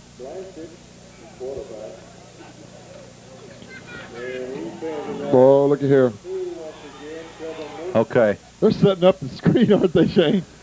Well, I don't know if they're going to go to it up 34-0, but I'll tell you what, that time Minster and I know he hadn't had the playing time that Thomas does, but he has got he had big number. Oh shoot, I don't want to tell a fib. I don't know which lineman he had out there in front of him, but he had an opportunity. I think that's Davis, I believe. Bait was it Michael? Well, he had a chance to bait those two defensive backs inside and then break up the sideline and use the big wall of a man Davis as a blocker, but instead he cuts up and he runs past Davis, and that's just going to come with more experience. Oh, look at that. Oh, that play had some potential, didn't it? Well, I tell you the truth, I don't know. I guess that was a design play. I think so. He took it right back up, kind of like Shiner was running. The same kind of play Shiner was running. You know that little hitch that quarterback takes right off? Yeah. He gets only maybe 2 on that play. They're going to say 2nd and 8. I think that's the first time I've seen Schulenburg try to run something like that. Blanchett's an adequate runner, not known for his wheels, I don't believe, but definitely can get around the pocket. Right.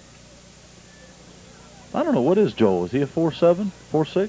4'3". I don't know about that. Sure he is. Got a lot of room. Uh-oh. Ooh. I think somebody hit Joel's arm when he released that Looked ball. like it.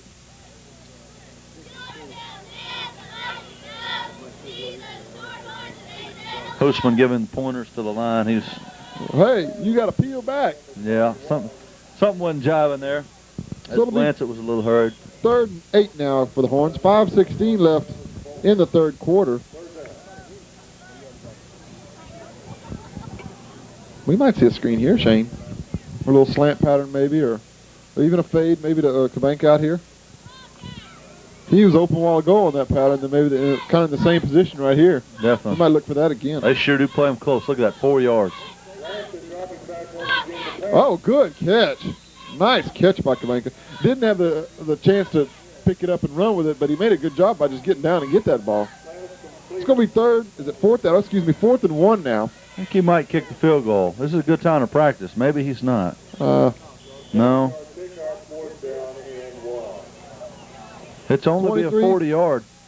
40 yard. He's going to go for it. Okay. Which I don't blame him. It is a good practice opportunity, but we need to hurry up and get the play off, though. Yeah, they are running behind here. Watch the pitch again. I think it's going to be the pitch or the draw. Mister gets the first down, though. Inside the 20, down to about the 19-yard line. We're going to say 1st and 10 for the Horns. 2-yard pickup is all they needed for the first down. 21 Travis Bolt, 73 Chad Pakinski on the stop. For the Wildcats, 3-yard pickup, 1st and 10 for the Shorthorns from the Wildcats 18-yard line. Oh, look at there. Little tight end dump right there. That was, I thought he was going deep to. He was good to Clarence. He had a little fake over there. Clarence didn't look like he was for the ball. bursting for the ball there. That's right. Nice job by Vic. Vic, I tell you, he's a huge target. And I really hope, talking to Coach Hoosman, Vic's such a viable weapon. He has talked or mentioned, well, we've kind of talked about it today at Booster Club about going 3 wides, in a shotgun formation. Mm-hmm. And I don't think this is broadcast in Ganado or Industrial, and that's why I'm saying that. It's not going to get to that one, but it's a good idea. Kind of got tied up at the line there, Banjo. Didn't have a chance to get out on that and one. Second and long, you can afford to do something Sure. like that. But he's talking about going 3 wides because, of course, the Ganado and Industrial teams, sport linemen that are up in the 230s, 250s, 270s, and not exceptional backs like Thomas or even wide receivers like any of the 3 we have. Right. They're a blue-collar team, and not that we're fancy, but we do have a more pro-style attack. More balanced team, if you want to say Definitely. it. There's the pitch to Clyber. He's going to have room. He might score here, and he does. Boy, I'll tell you what. Nobody was out The there. line does a great job. That's Ehart. I see put a real good lead block out there. John Ehart But out when there. Clyber gets squared up, you just see the defensive backs go, no, not 225 again. pounds coming pretty Yeah, strong. I mean, Lavernia had a kid like that back in the 80s. He weighed about 235, big old shot putter, and kind of like Ryan. And boy, he hit you, it hurt, man. You just hope that the linebackers could stop him, so he didn't get to the secondary. Exactly. Good snap. Juan Lino's up, and he's good. So Juan Lino adds the extra point, and Schulenburg tacks on another one with 3:16 left in the third. Schulenburg leading 41-0. Now's a good time to talk about our fine sponsors again. Audubon Travel Shop and Car Wash, Schwanke Baumgarten Funeral Home, Schulenburg Printing and Office Supplies and Sports Specialties, Hemco, Frank's Restaurant, Don Blancett, Schulenburg Glass Company, Baumgarten Matula Company, Kromschek Wagner Insurance Agency, Century 21 Wagner, Frank Supply Company, Home Health Services of Schulenburg, Leon's Electric and Plumbing Incorporated, Double B Foods Incorporated, Dolores and Tom Sanders, Dennis, Kathy, and Katie Kleiber, James and Dolly Hatfield, Tom and Carla Romine and family. And I'd like to take this time to say hello to my son, Doran, that I never get to see on Friday nights because I'm taking care of these games, but my little quarterback will be maybe up here with me next year and be able to watch some of the games with him, but he's bound determined he's going to be the Schulenburg quarterback of the future. And Doran, you got to hang with me, and we got to play a lot in the front yard before that dream will come a reality. So you hang in there with me, and next year you get to watch a few of these games with me and come along with me. So I miss you a lot. I miss you and Terry a whole lot every week. But the Horns are in need of a man to take care of the game, so I'll help him out. But maybe in the future y'all like to come along too. Off week.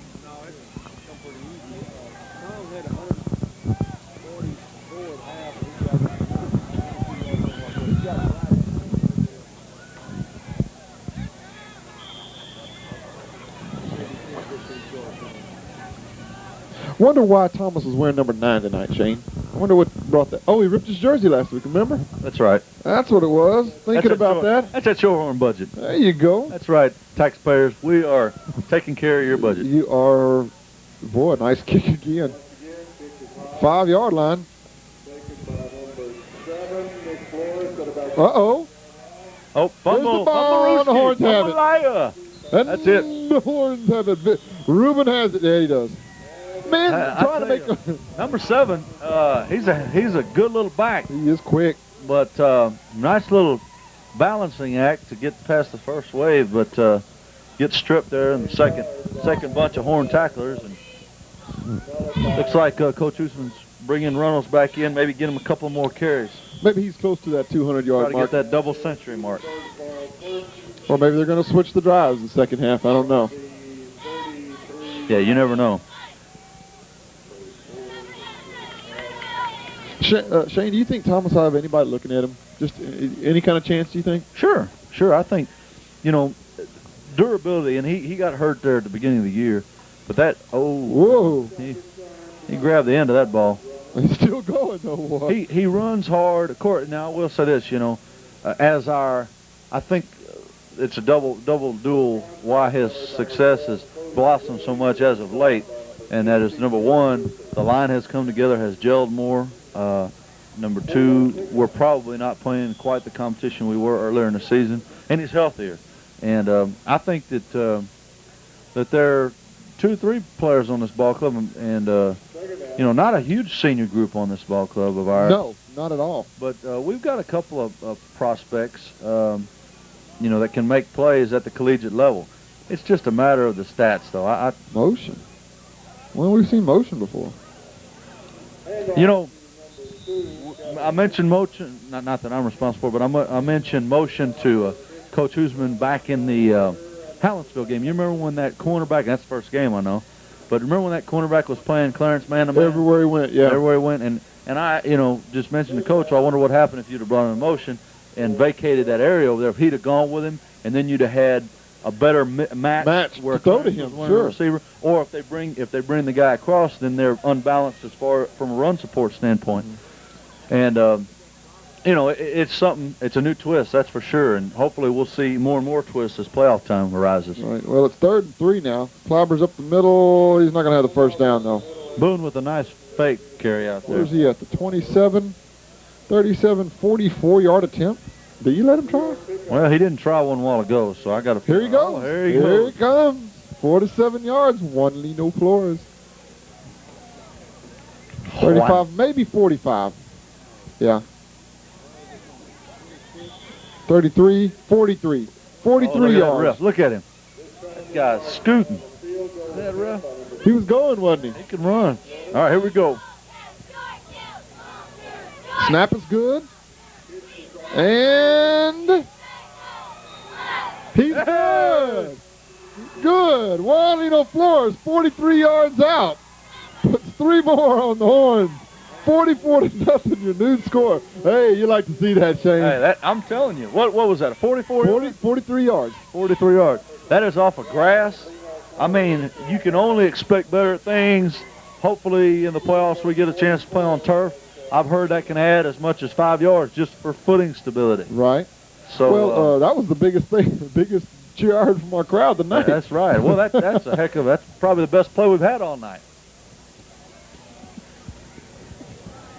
Never know when you're going to need those threes. That's right. I got to learn 3 in Spanish, or it's good in Spanish. Tres. No, what? It's good. What's bueno? Bueno is bueno. Bueno. Okay. He's a bueno. He's a bueno.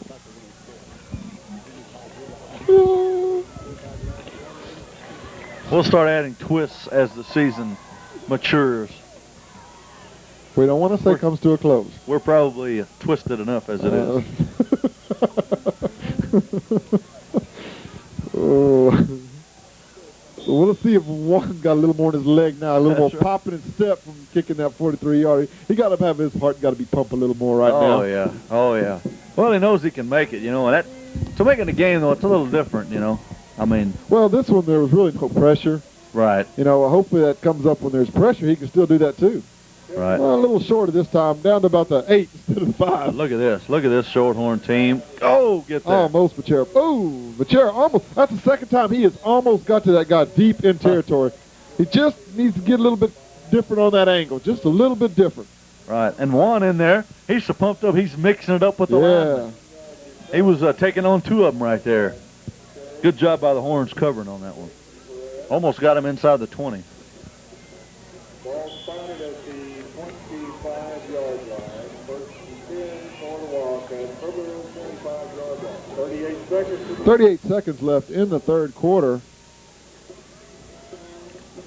And I'm sure if you're Yorktown, you just said, let's just run this ball. Let's get this thing over with. Sure.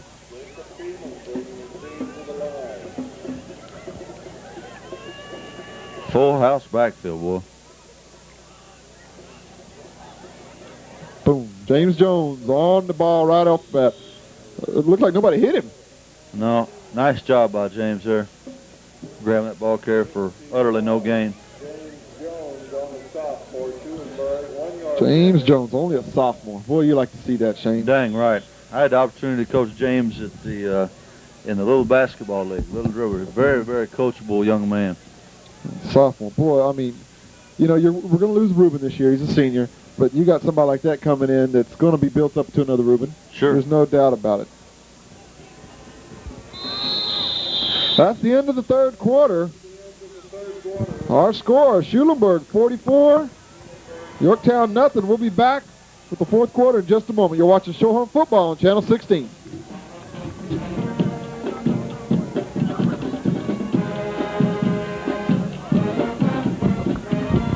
He's rolling out and he's being chased again.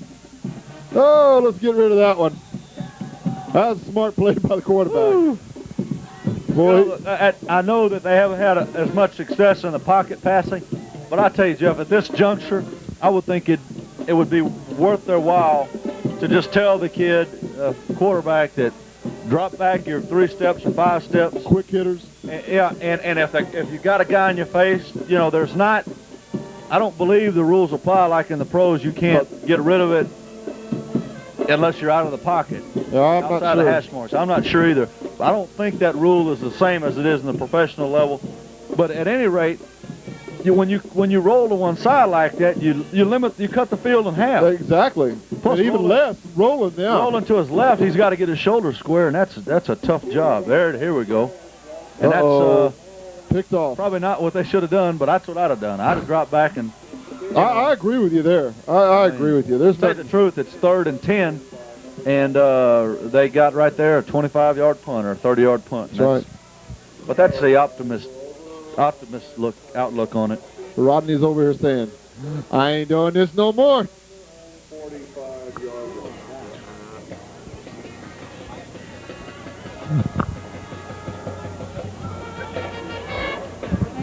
First and 10 for the Horns. Ministers in the tailback of this drive for the Horns. We might be seeing some Reuben this drive maybe also. I see him tacking his helmet on, so we might be seeing some of him this drive. They better watch it. There's fixing to be a delay game here.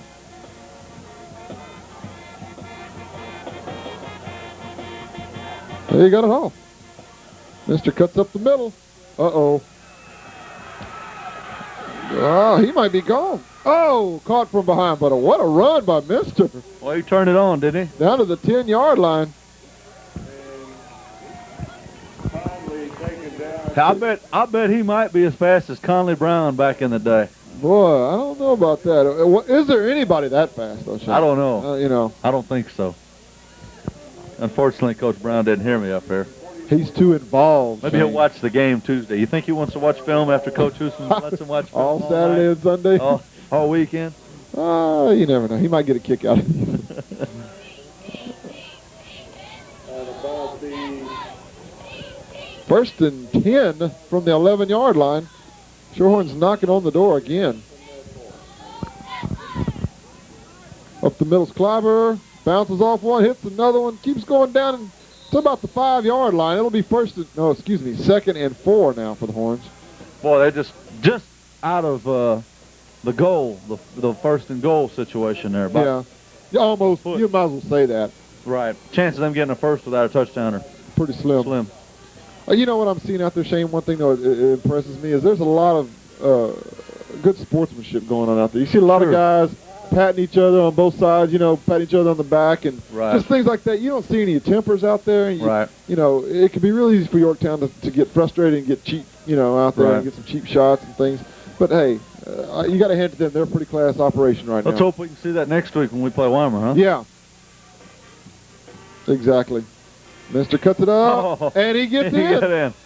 He kind of shuffled in, but nonetheless got in. Gets hit close to the line of scrimmage, but keeps his balance enough to dive into the end zone. That line, you can't say enough about that line as it is now 50-0, because they are really coming off the ball. And I tell you, I'm kind of upset that we don't have our JV kids along this week, because I really enjoyed seeing the younger kids getting to play on the varsity level. And congratulations to those young men. Won 14-0 last night. Yeah, they have the. I believe they have at least a co-championship wrapped They're up. undefeated in district. I'm not sure. Oh, what is this? I don't know. Is he going to get in? Nope. Yeah, he does. Tavion puts the ball. That look. Hey, man, was that one? Was that playing? Well, we got the official word from Coach Brown. That was not planned, but it sure looked like he took off. He had time to get that ball down, I thought. I don't know. Nonetheless, Tavion, way to go. Congratulations, Tavion. sir. Got your name in the paper. You're not trying to show out here, are you? Does your girlfriend come along this time? Don't be taking advantage of the situation. Okay, buddy.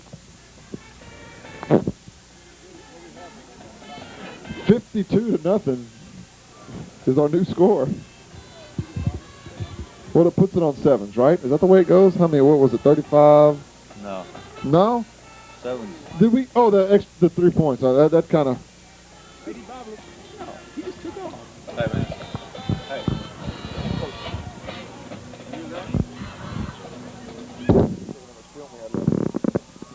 10-13 left in the game, and we're starting to ramble here. If he did, it was this long. The eye in the sky doesn't lie. And it will be on film. You ain't gonna be able to hide from this one.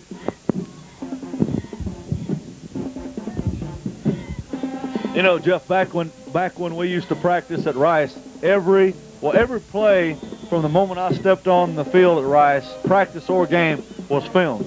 And we always used to have the saying, the eye in the sky doesn't lie. But I'll tell you that the games where you thought you really played bad, that film would show you some things you forgot that you actually did pretty good, and vice versa. Right. Ball's coming down about the 15 this time. Runs into his old man.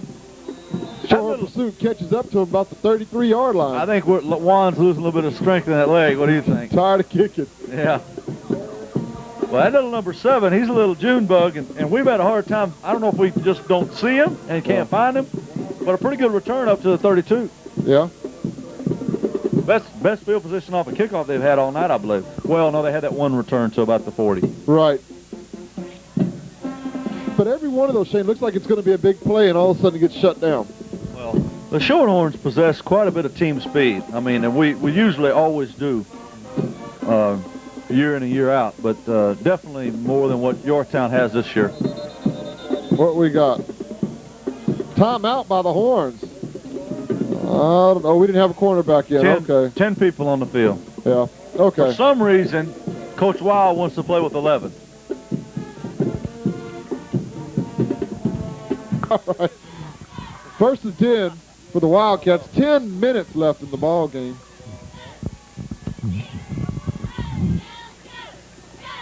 No gain on the play. Nice job by James Jones. Boy, he's been sniffing their stuff out all night there in the middle.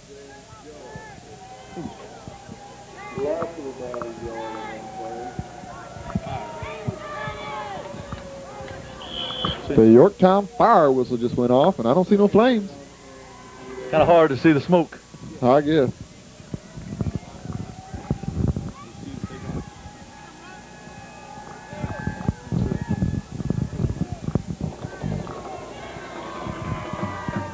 Fireman taking off in the stands. It looks like Schulenburg.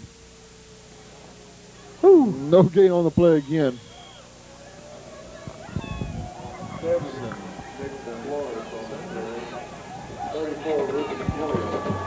Corey Romine. Well done, tackle there. Nice job. Nice job, Corey. 3rd and 10 for the Wildcats. 8:50 left in the ball game. Hopefully we have enough film to make this game out. It's pretty close. You know, this is kind of like one of those deals when you're driving and you're in the middle of the country and you look at that gas gauge and all of a sudden there's not on it. Right. Every half a mile you're looking down at it. Well, we might have to stop in between, start stopping in between. In between plays, maybe. You know, you guys don't want to hear Jeff and I talk anyway, do you?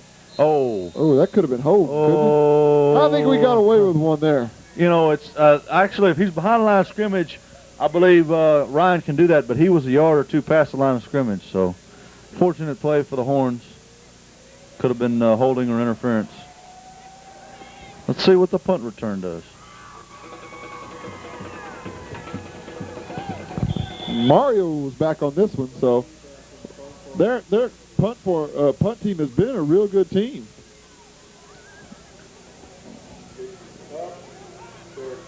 Fair catch. 8:19 left. in the ball game. We'll be back in a second with Shorthorn football. What we got? Timeout by the Horns. He left in a ball game. Horns had the ball first and 10. Well, Tipka's the quarterback this time. Hands off to who? Minster there. No gain on the play. Jeff, I just can't get used to a quarterback that has a neck brace. That reminds me of Scott Sarton years ago. He was a backup quarterback and big old neck brace on. You thought he was going to run over everybody. Yeah.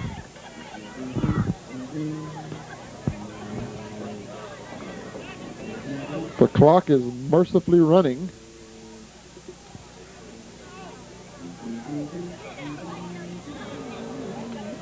Uh-oh. Somebody went the wrong way. But Tipka gets a little something out of it. It's about a yard gain. Looked like he could have pitched, but I think he went the wrong way. He wisely just tucked it up and got what he could. That's right. That's what you got to do. See if Usman allows him to throw a little bit. I don't know if he wants to with only 7 minutes remaining. I'm sure he might want to keep his clock running too. 3rd and 10.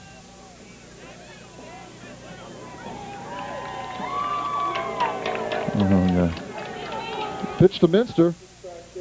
Cuts it up, doesn't quite get it. Gets about 3 yards on the gain. It'll be 4th down for the Horns. First time we've had to punt tonight, I believe, Shane. Is that right? That's correct. 6:45 left in the ball game. Horns will line up in punting situation.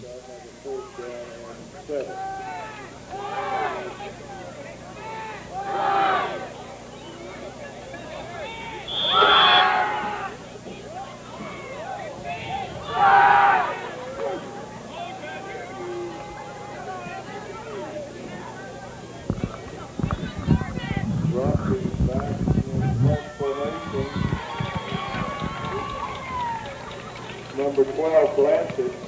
Woo! Good. Whoa. Look at all the horns down there, though. Boom! Banjo. Good job, Clarence. I tell you, that was, it's a pretty punt. Really, you want them to have more hang time. He took him down, didn't he? He took him with him. They were right there. He took him with him. That goes with this camera. Handoff number 7. No gain on the play. Clock is running 5:50 and counting left in the ball game.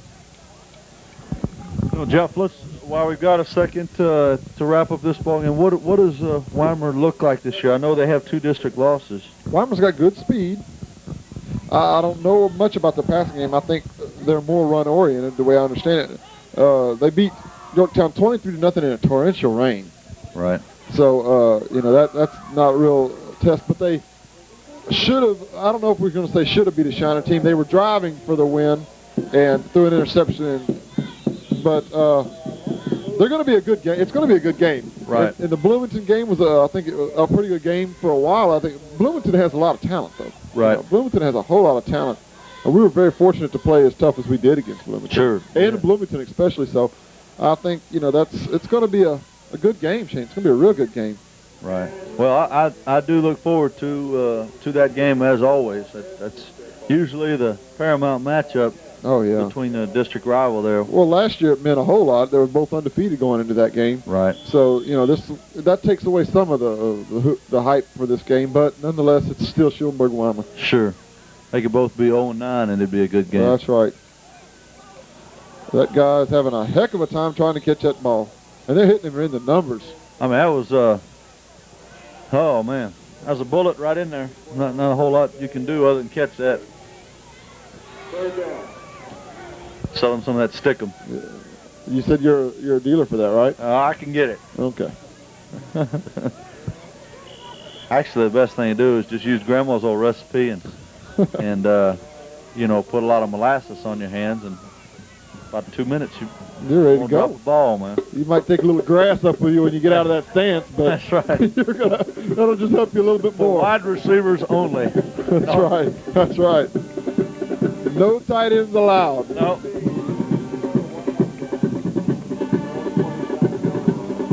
Oh, there's that. Oh, he didn't get him. Oh, He didn't grab it. That's not a. I didn't think he had a face mask. I thought he had his jersey. Well, it's only going to be 5 yards anyway because he didn't grab it. See, just 5 yards. Yeah. Not a personal foul. The way he got spun around, it almost gave us the illusion that they were going to call a personal foul. I don't know if you were. 3rd and 10 now after the penalty. Watch that bootleg again. Boom. Oh. Good defensive play by the Horns. It'll be 4th down for the Wildcats. You know the defense would like to preserve this shutout. Looks like they're going to be able to do that if they can just hold on for the last punt, hold on to the ball.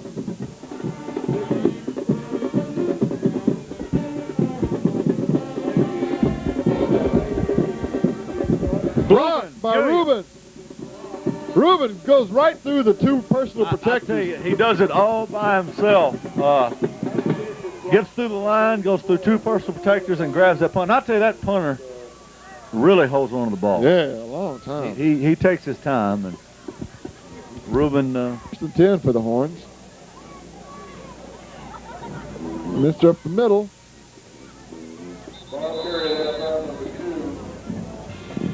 There's no headphones, and Coach Brown took them with him, didn't he?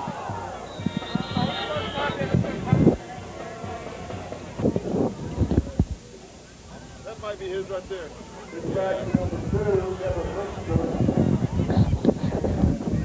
There's a flag on the play. He stays in bounds to keep the clock running. 2:09 left. Let's see what the flag is. 22, Frankie off the stop. Let's see what we have here. Come on, Mr. Offsides against Yorktown. They'll not mark off 5 and run the play over. And the pitch goes to Mitchell. He's going to get the first down. He might score. And he's going to get down. Oh, just short of the goal line. It'll be 1st and goal, about the 1. He takes a knee, which is a good, classy thing to do.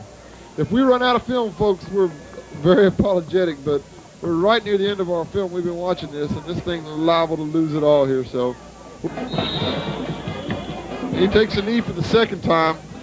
Did you watch the final seconds that Schulenburg's not even going to snap the ball? We're not going to have any final stats to this game.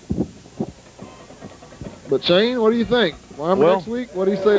It's a Weimer game. Let's have a good time, good week of practice. Have fun, guys. Play loose and enjoy it and win. That's all that matters. Have a good time. Stay healthy is one of the biggest things. As Schulenburg for the 10th, 11th year in a row has made the playoffs. That's right. I mean, district. 87. When's the last time we lost a district game? Manor? Back in what? 89, I believe. Yes, sir. 89 or so. So the streak's alive, and you know you don't want to end it at home next week. So that's another little tidbit that you might want to put on your hat and try to keep that streak going. That's exactly right. But we hope you enjoyed this game tonight and hope you can make it to Shorthorns Stadium Friday night to watch them battle the Weimer Wildcats. If you can't, catch us here again on Channel 16. You're watching Shorthorn Football. I'm Jeff Prosky along with Shane Holoss and Rodney Mahawkey doing our job on camera tonight. We enjoy it, and I hope you enjoy it too. Have a good evening and hook 'em horns.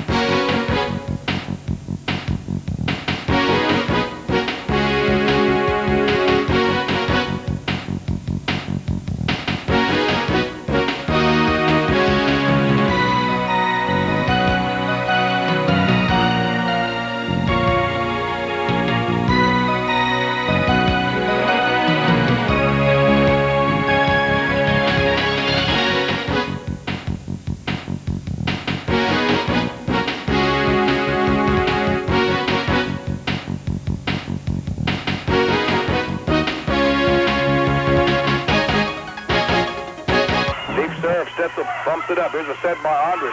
Here's the killer set by Stetzel. Into the net, and game is over. Bernard cannot fight that point off, and the Flatonia Lady Bulldogs win game 1 here rather easily over the Eastern Orange Bombenettes here in this early round matchup. Final score in game 1, Flatonia 15, Eastern Orange 5. Game 2 coming up here on the high school volleyball playoffs on K-Buck Sports. The Banner Press newspaper bringing you news of the Tri-County area, Fayette, Colorado, and Austin counties. The Banner Press published weekly and available on the newsstands. To subscribe in LaGrange, call 968-8389. In Columbus, call 732-6243. That's the Banner Press newspaper.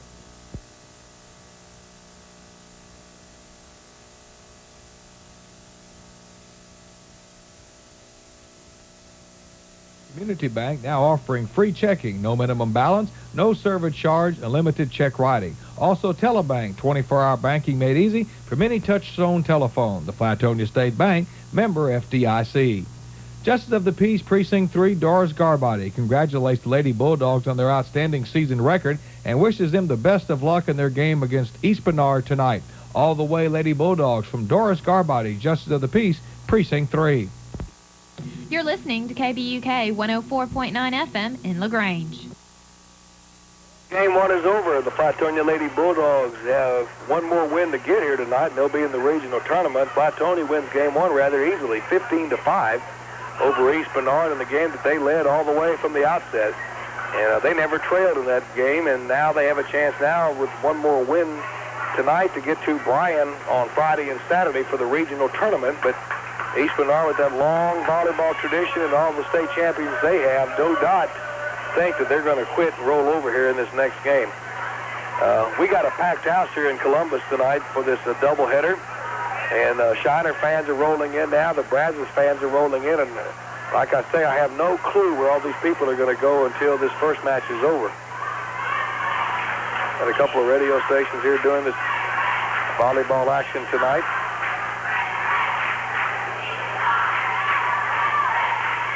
The two teams are still huddling around their coaches. Coach Ann Rigdon for Flatonia has been there a long time.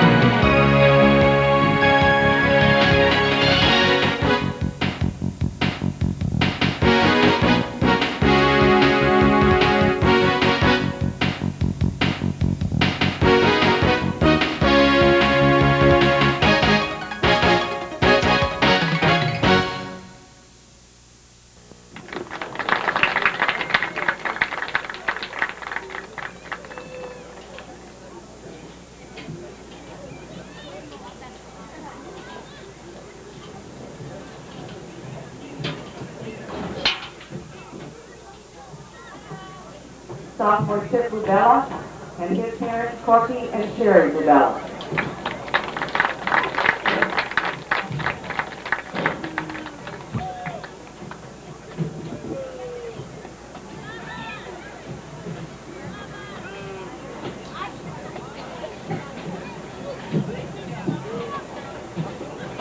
Sophomore Memorial Jackson, and his parents, Sabrina Jackson and Melvin Thomas.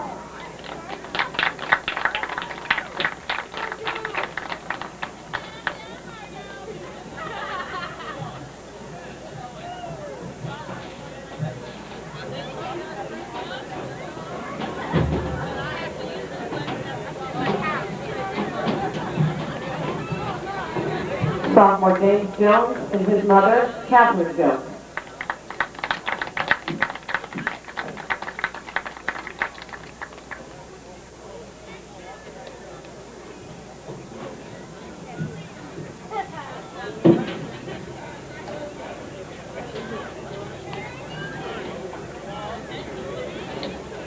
Sophomore Blake Becerra and his parents, Mark and Barbara Becerra.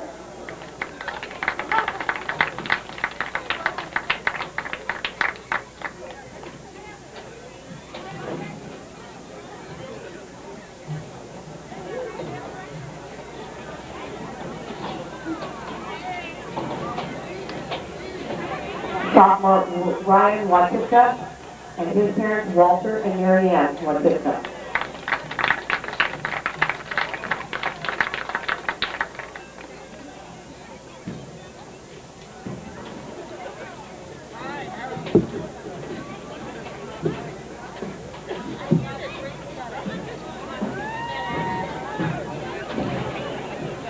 Juniors include Joel Blanchett and his parents, Don and Debbie Blanchett.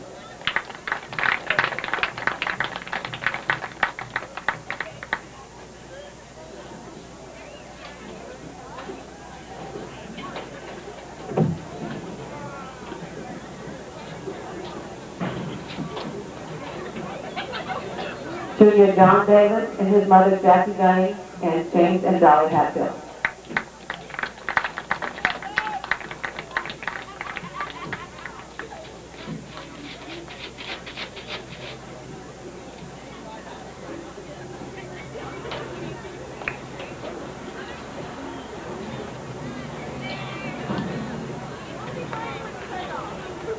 Junior Clifford Jackson and his sister Paula Houston and Earl Jackson.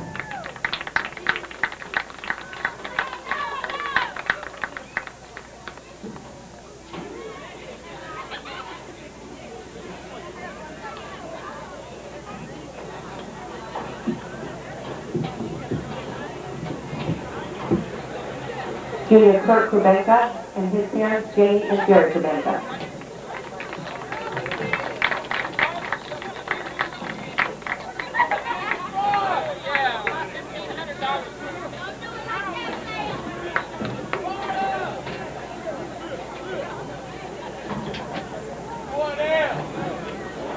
Junior Juan Carlos Lino Flores and his mother, Mia Flores, and brother Louis Rudy.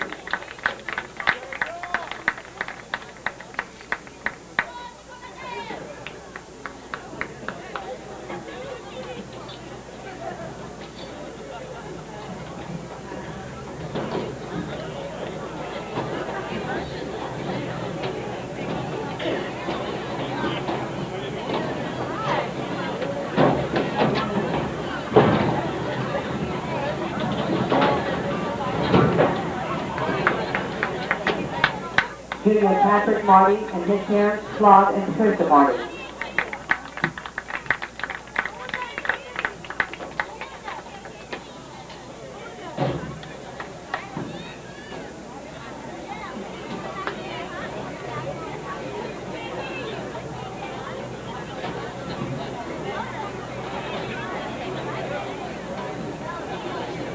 Junior Kevin Minster and his parents, Delphine and Cindy Minster.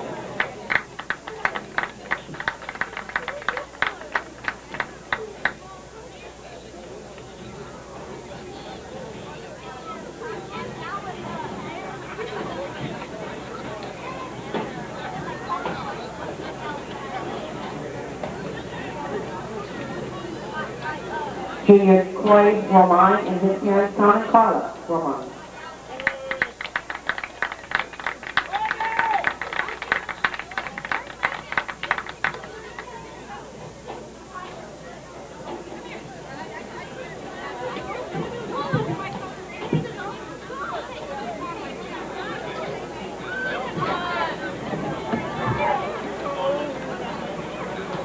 Junior Joe Stavanella and his parents, Hank Stavanella and Teresa Kirk.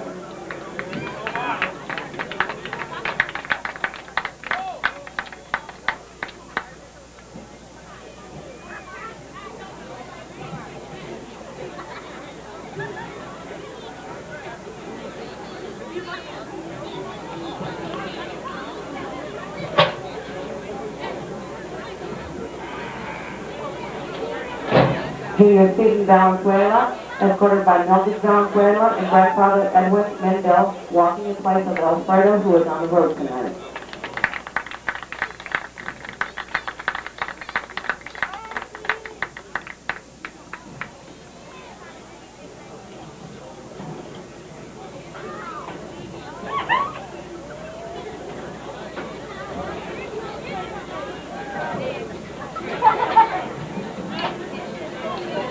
Senior Jeremy Barda and his parents Melvin and Kathy Barda.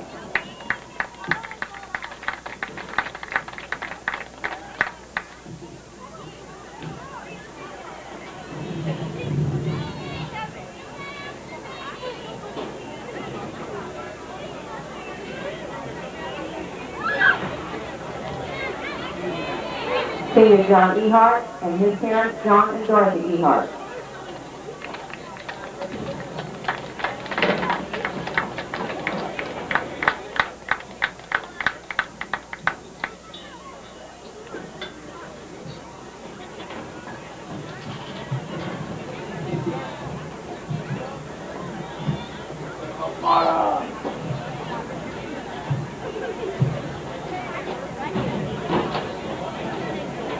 Senior Reuben Gilliam and his parents William and Dee Gilliam.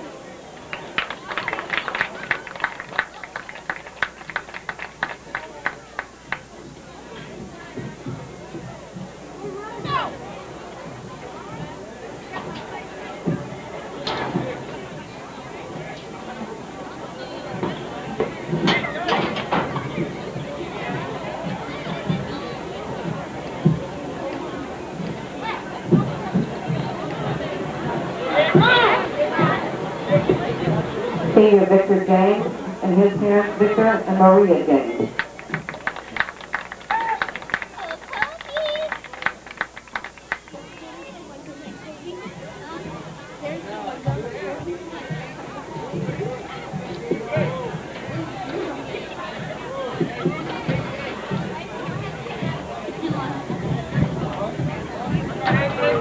Senior Greg Yonda and his parents Larry and Carolyn Yonda.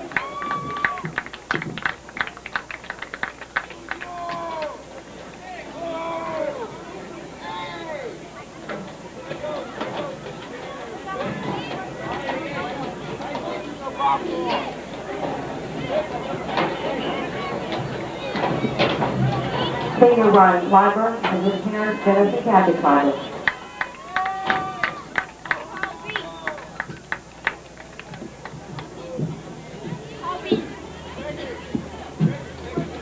Kevin, what's your call? Kevin. What? Your lady with? Colby. Colby. Where are you?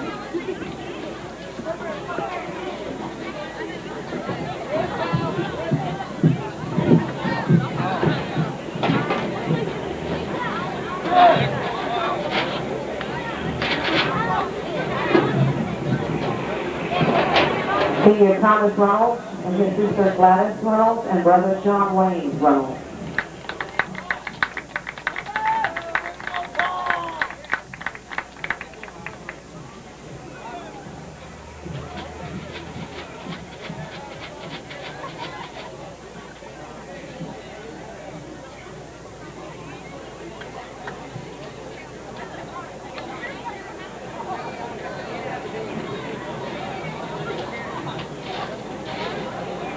And Senior Tavion Williams and his parents Morris and Emma Williams.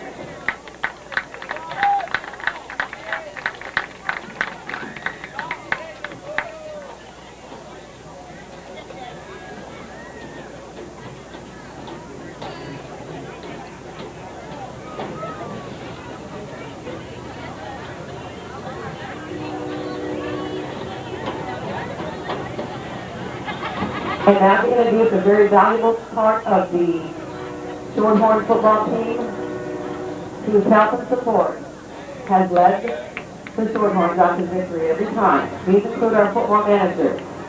They are Lee Bacham and his parents Lee and Joyce Bacham.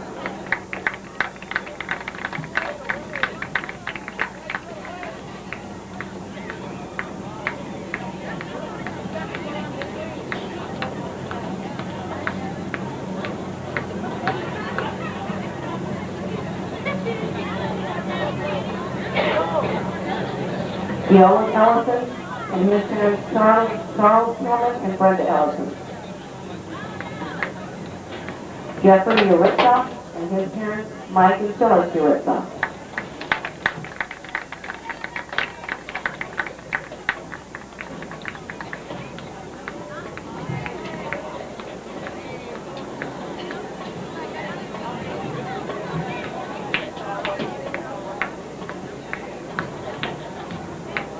Cliff Miller and his parents Eddie and Jennifer Miller.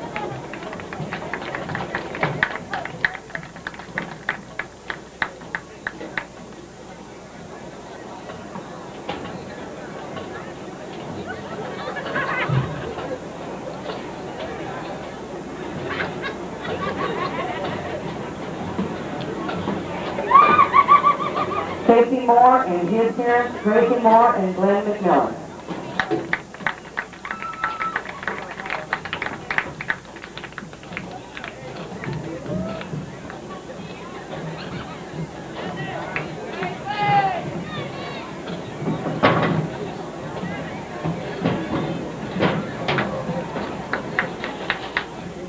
And Kyle Raybon and his parents Brian and Janelle Raybon.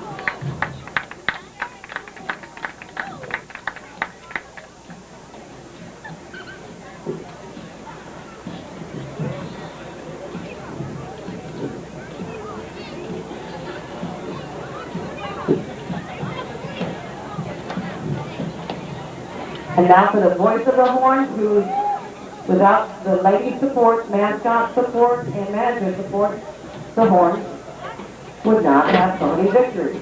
Our varsity cheerleaders this year include Narissa Bezetsky and her parents Pam and Robert Bezetsky.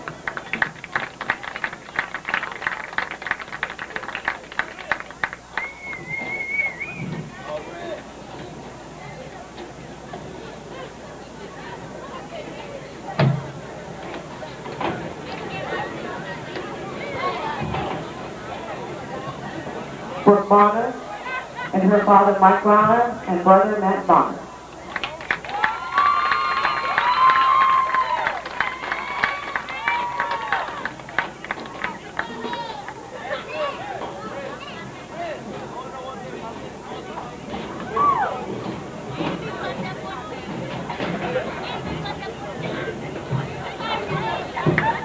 Kristen Houston and her parents Karen and David Houston.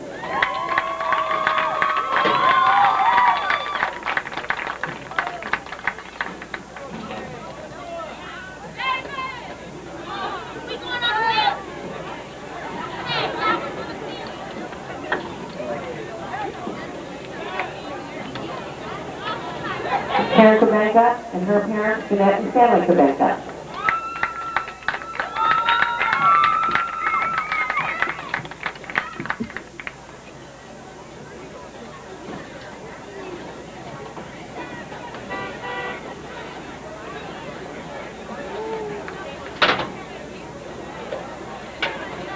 Erin Mark and her parents Ona and Larry Mark.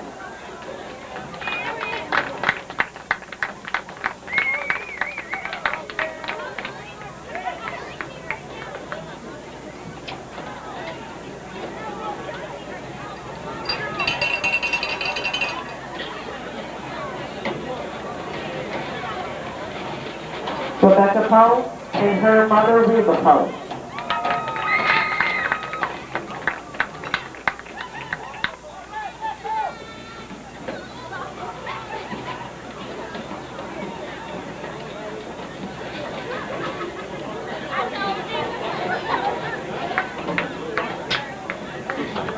Holly Savinella and her parents Ricky and Debbie Hall.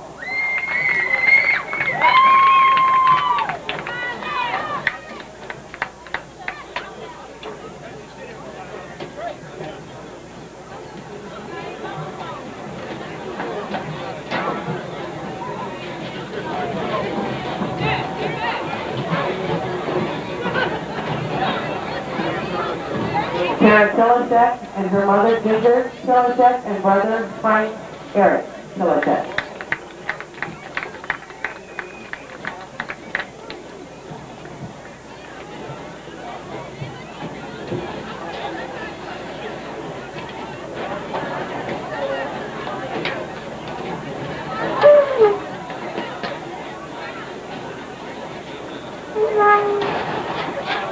Carissa Wagner, and her parents Dusty and Byron Wagner.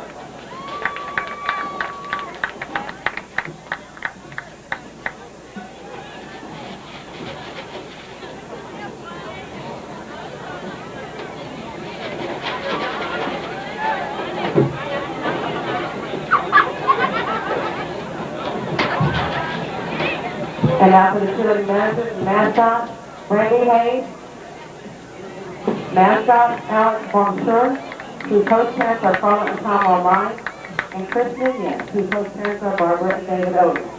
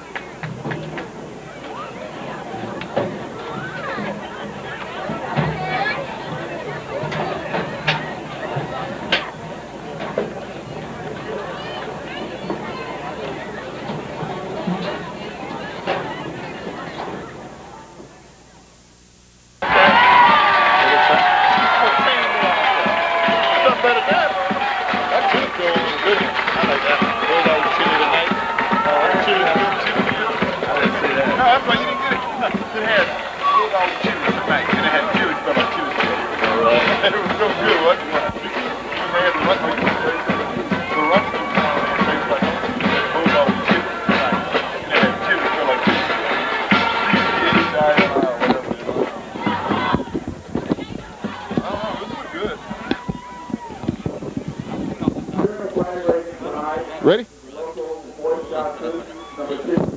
Well, good evening, everybody, and welcome to Schulenburg Shorthorn football. I'm Jeff Prosky along with Shane Holas and Jeremy Baumgarten on camera and Roddy Mahalke with our stats tonight as we bring you this final game of the district season of the 97 football season between the Schulenburg Shorthorns and the Weimar Wildcats. Shane, this promises to be a good one like always. Most certainly, Jeff. This rivalry